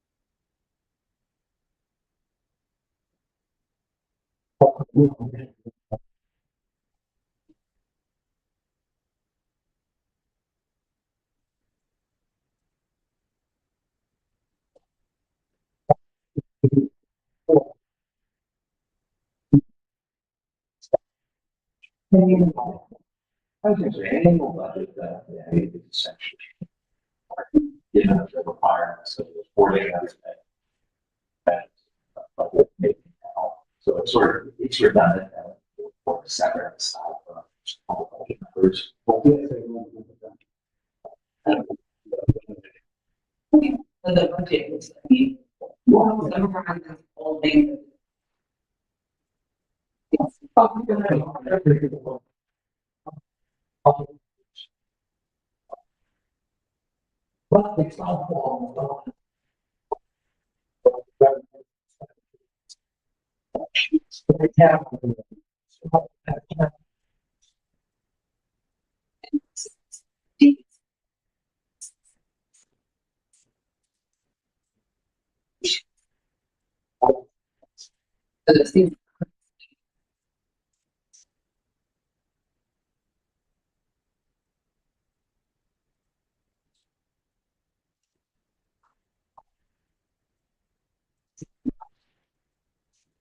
Well, the administrative code.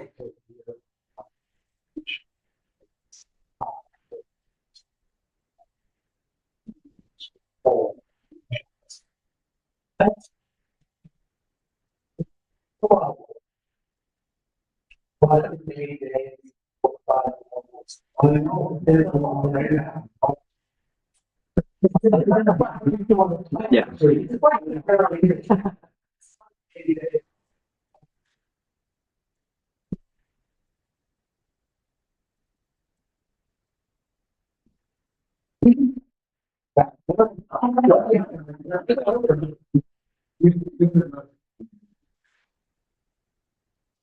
Yeah.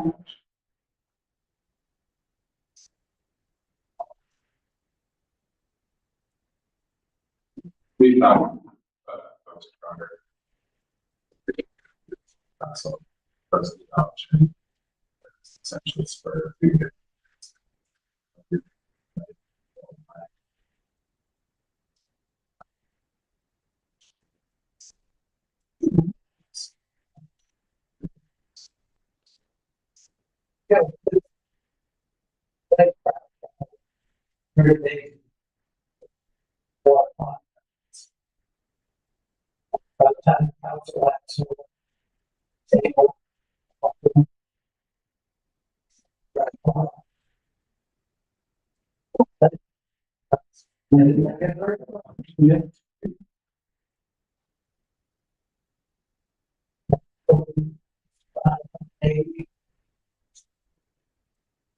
Finishing the charter. See. Maybe, you bring up. It's supposed to happen. You hold yourself responsible. Oh, yeah.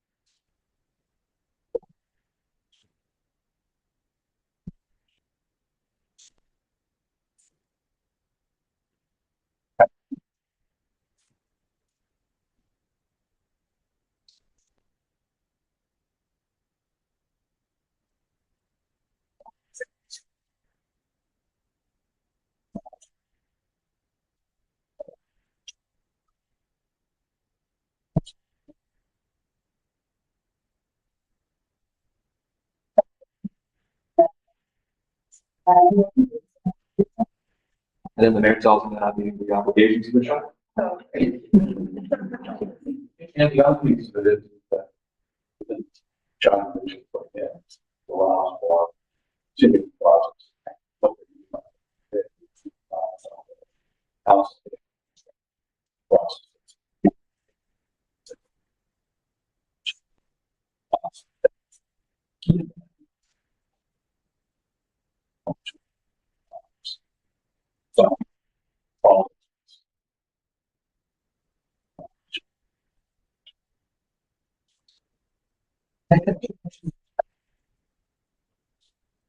Very, very.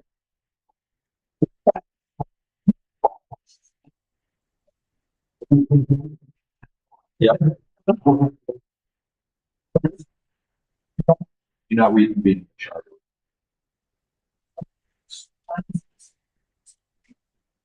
I think we're really good at that change.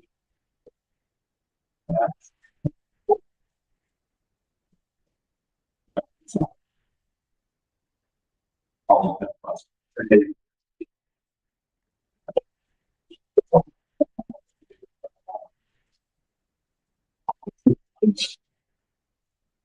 How we organizing your thoughts.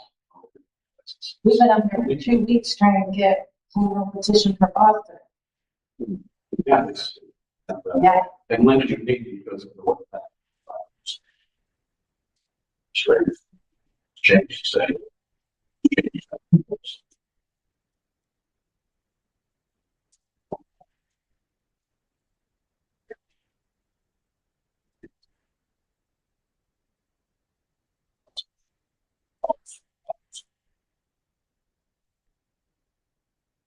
Yeah, it's it.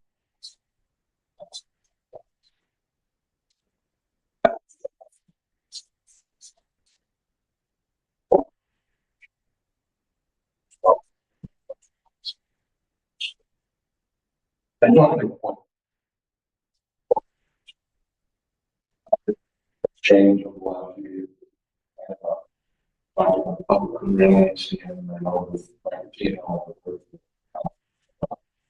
much more of a animal document, so it really is private, private last 10 years ago, you know, a big, real, I'm sure that, so it's, you know, set, you know,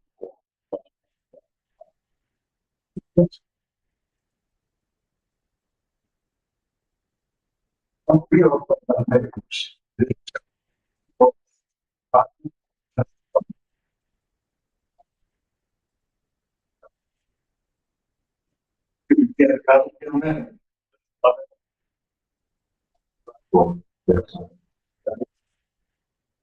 It's all discussion. And then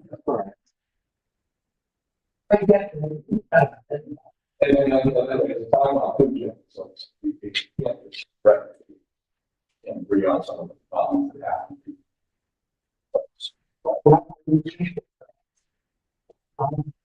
Oh.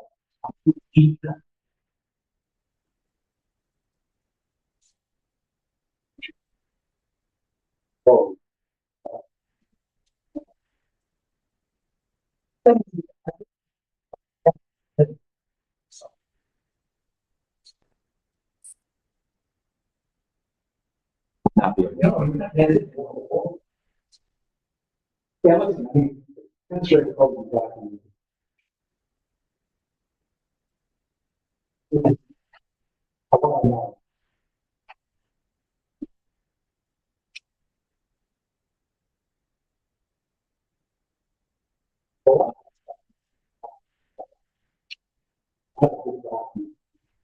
Well, I think they're probably having different, they're probably 12 different people, but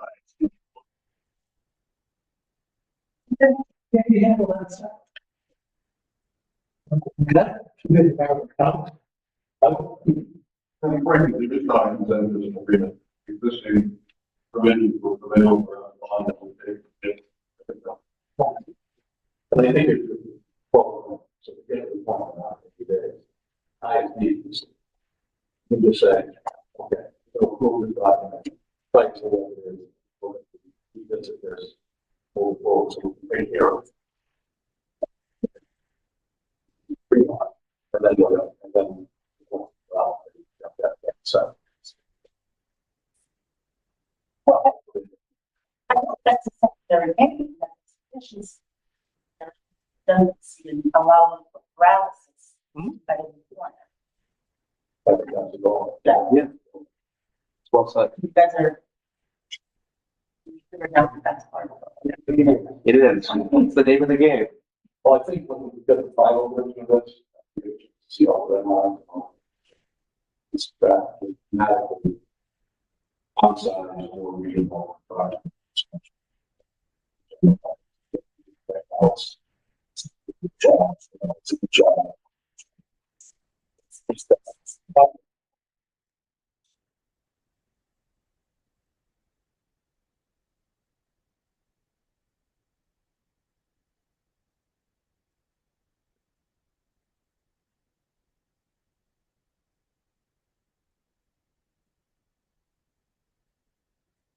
Yeah, that's what it is.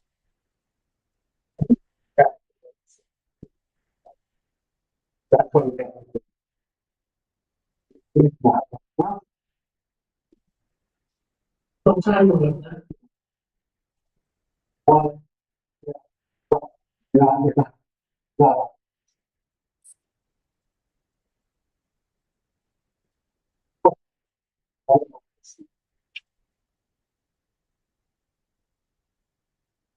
Kind of like the recognition.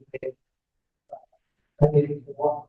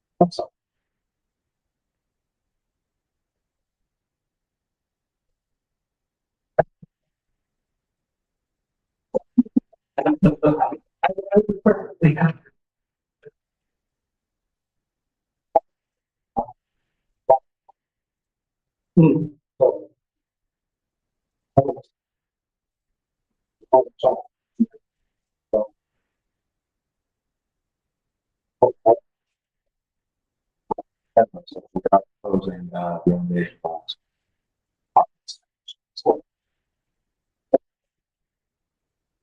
That's not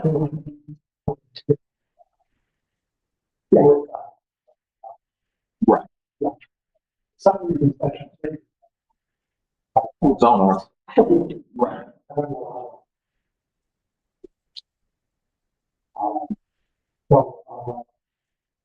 So then we want to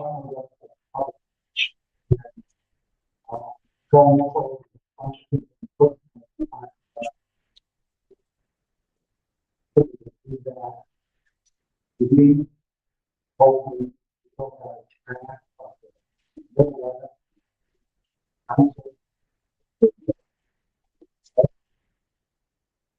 so, you know, looking at maybe could be one more meeting. But public health, that's the second thing.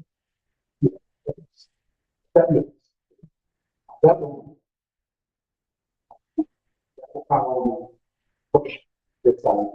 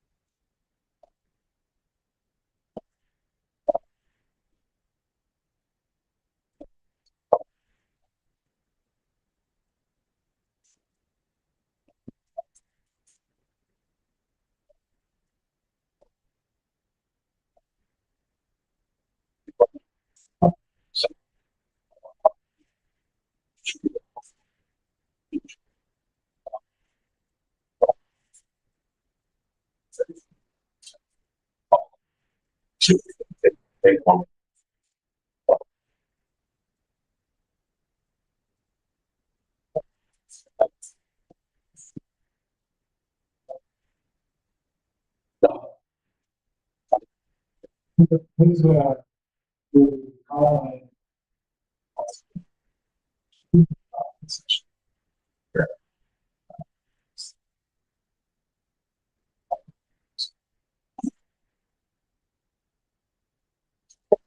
should be appropriate for there's a few city councilors that have monthly meetings with their boards. Would it be appropriate for them to present that there and let people ask questions, or is that too soon for the councilors to be a part of that? I think that would be something that should be.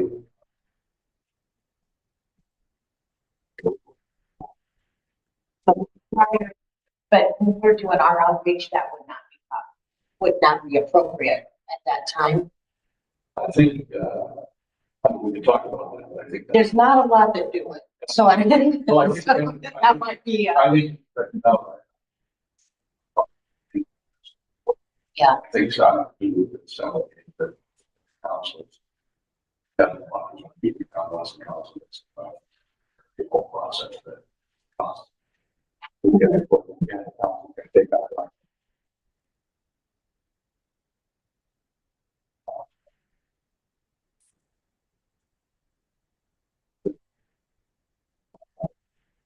Meeting, so.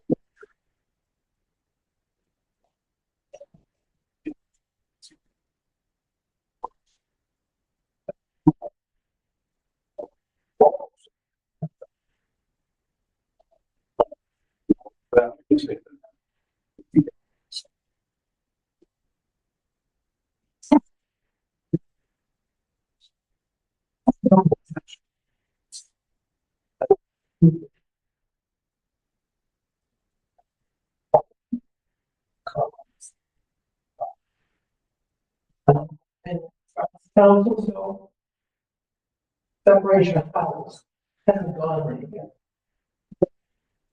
And we just, I think that we also have to, talk about those that do not do internet and how we invite them to the public.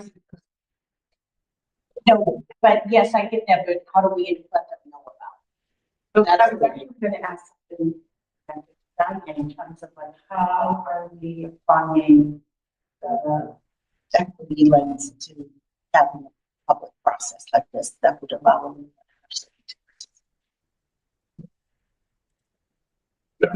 You know,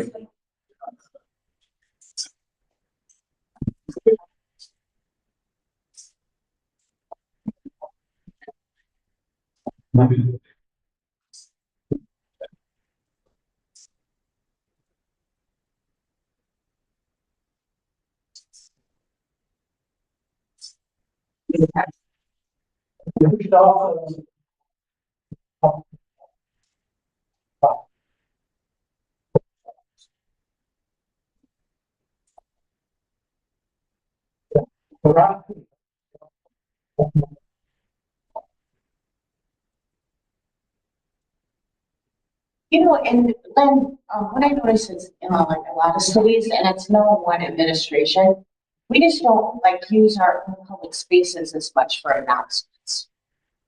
You know, like if you go in other cities, they'll have the banner across like one of the main streets, and at least 2 languages, you know.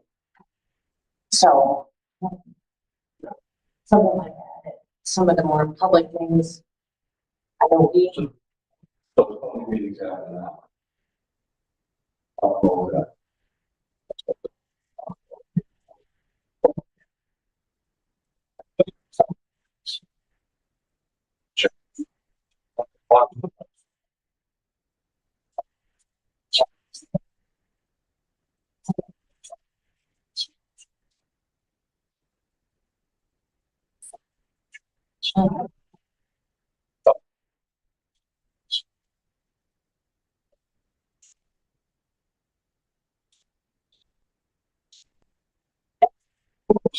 Films like this, at City Hall.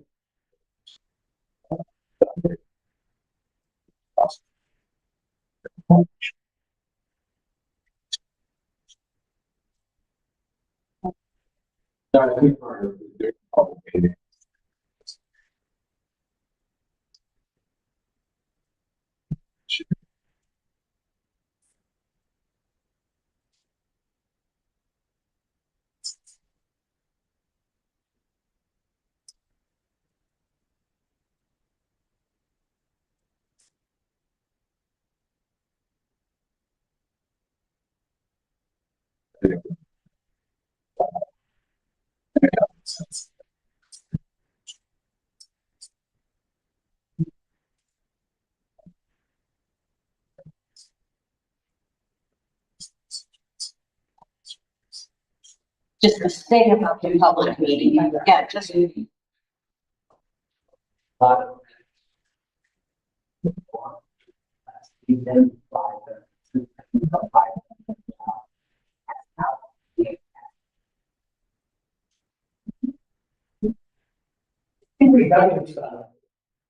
Everyone sees. Yeah, I think we'll use them a lot. Yeah, I see.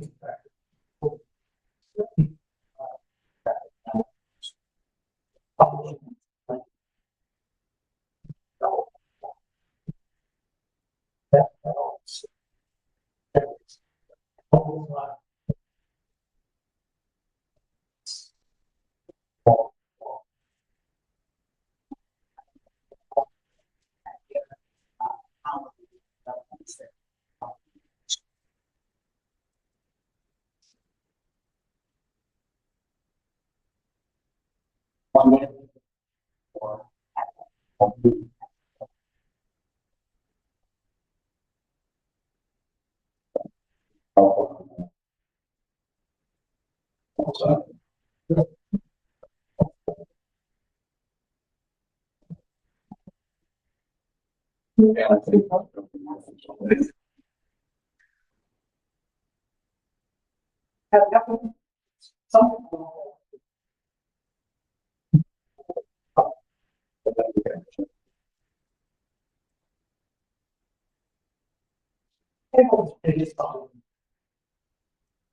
mean, yeah, here goes.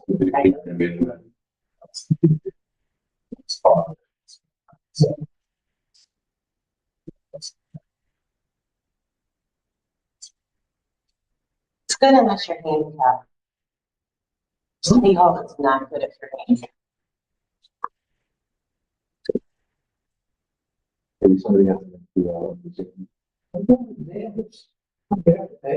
Oh, you would?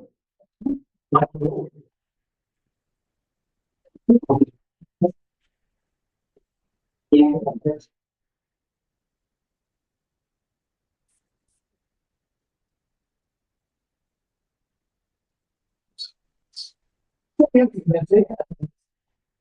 You know people. I don't give anything away. You're gonna be that. You know. All right. So, we can't put it on. I don't know if it's fine. It's not supposed.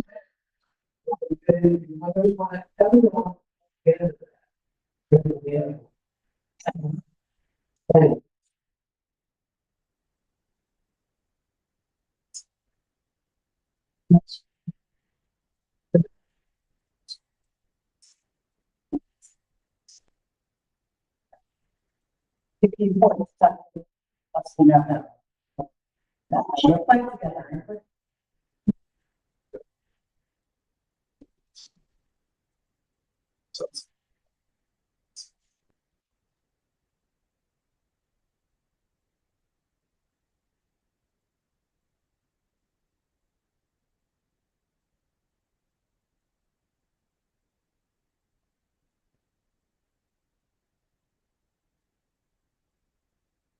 You know, so you're gonna play with the.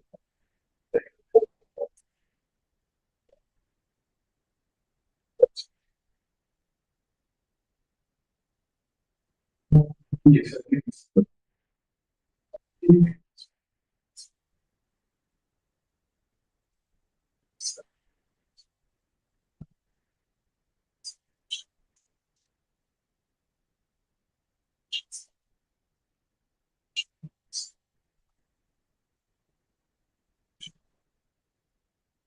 Six.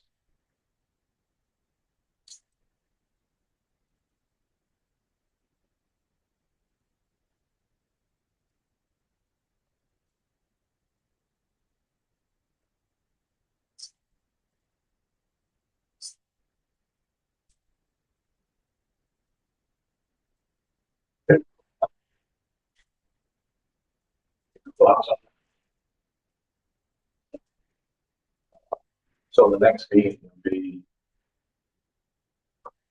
You to go through the. Step on hold. So. Yeah.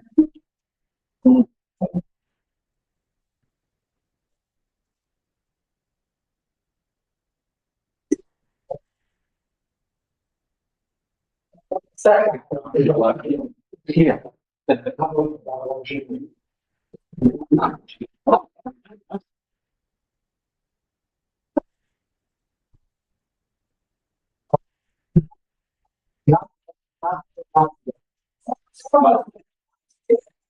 In fairness, on the 6th of November, you're not going to vote on the president.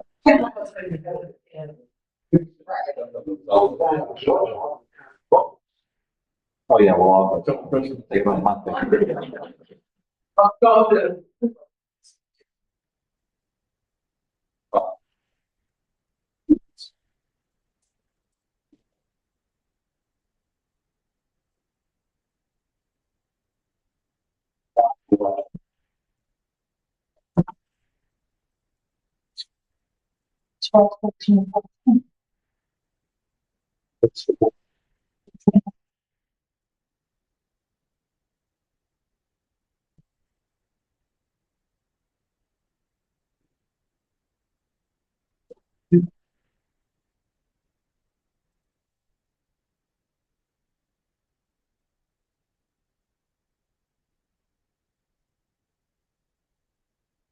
Well, Thursdays generally don't work for people. Yeah.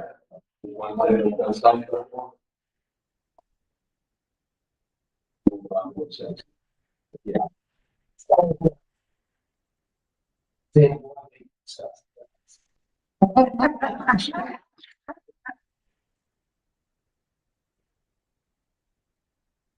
They make difference.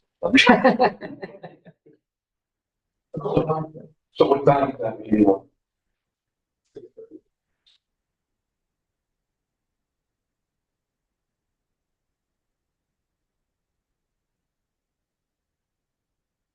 Yeah. That's probably. Yes. Okay. So. That's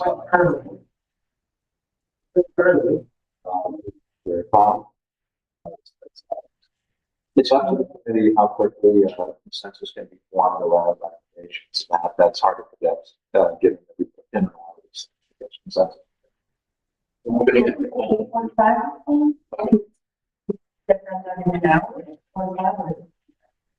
at the 20th, aren't we? Oh, I apologize. I think that, yes.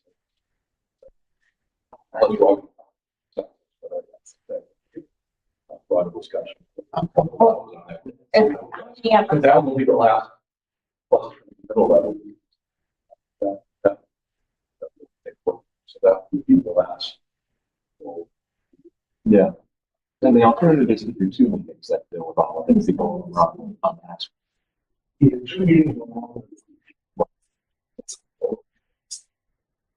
So I was just wondering, how many from this committee though will be going to this?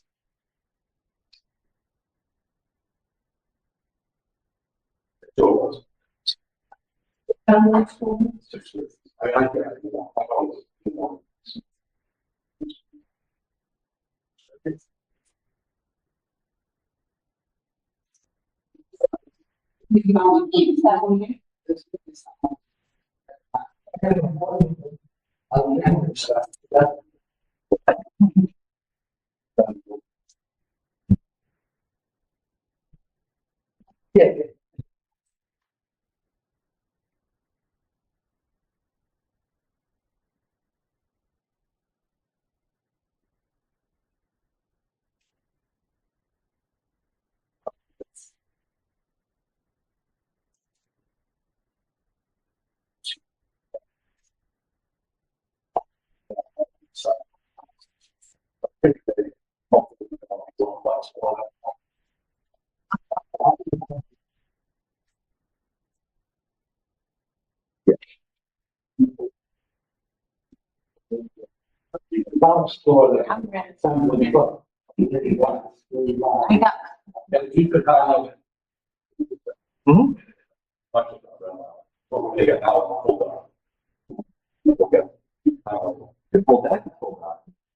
All of the areas where there's been tension or consensus, and that we're trying to integrate that into the whole final document. If there is consensus. I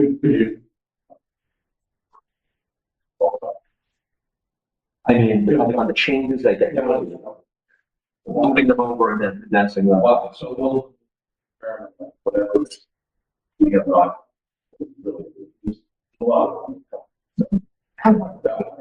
So we can put it like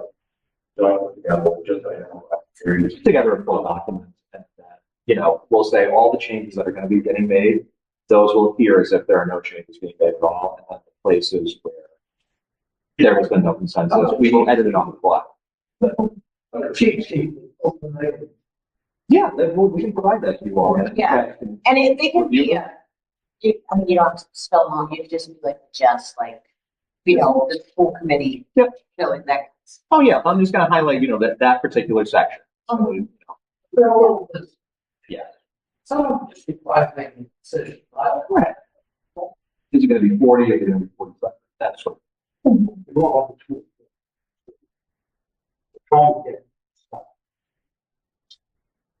Yes.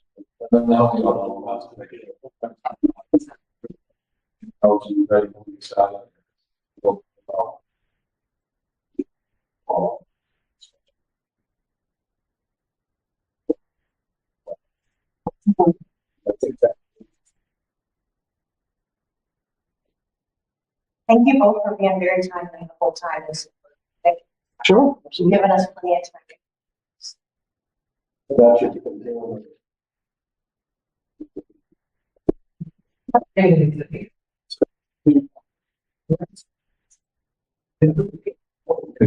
Good job, right into it.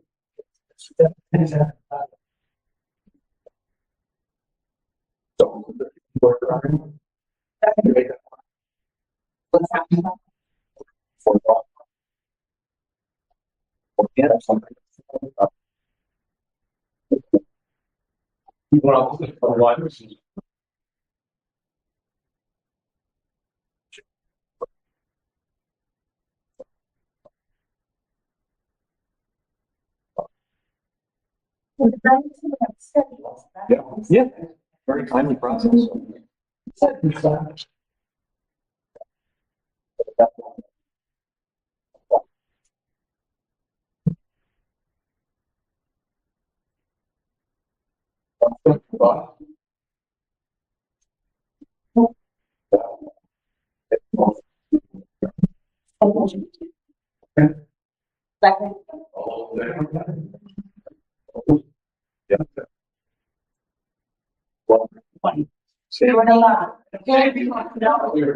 Thank you, Anna. Hello and welcome, riders. As Massachusetts enters the latest phase of the state's reopening plan and more people are vaccinated, the light at the end of this dark tunnel is finally starting to brighten. Thank you to all the riders who stayed with us throughout the pandemic. And for those of you who are just now rejoining us, welcome back. We've missed you.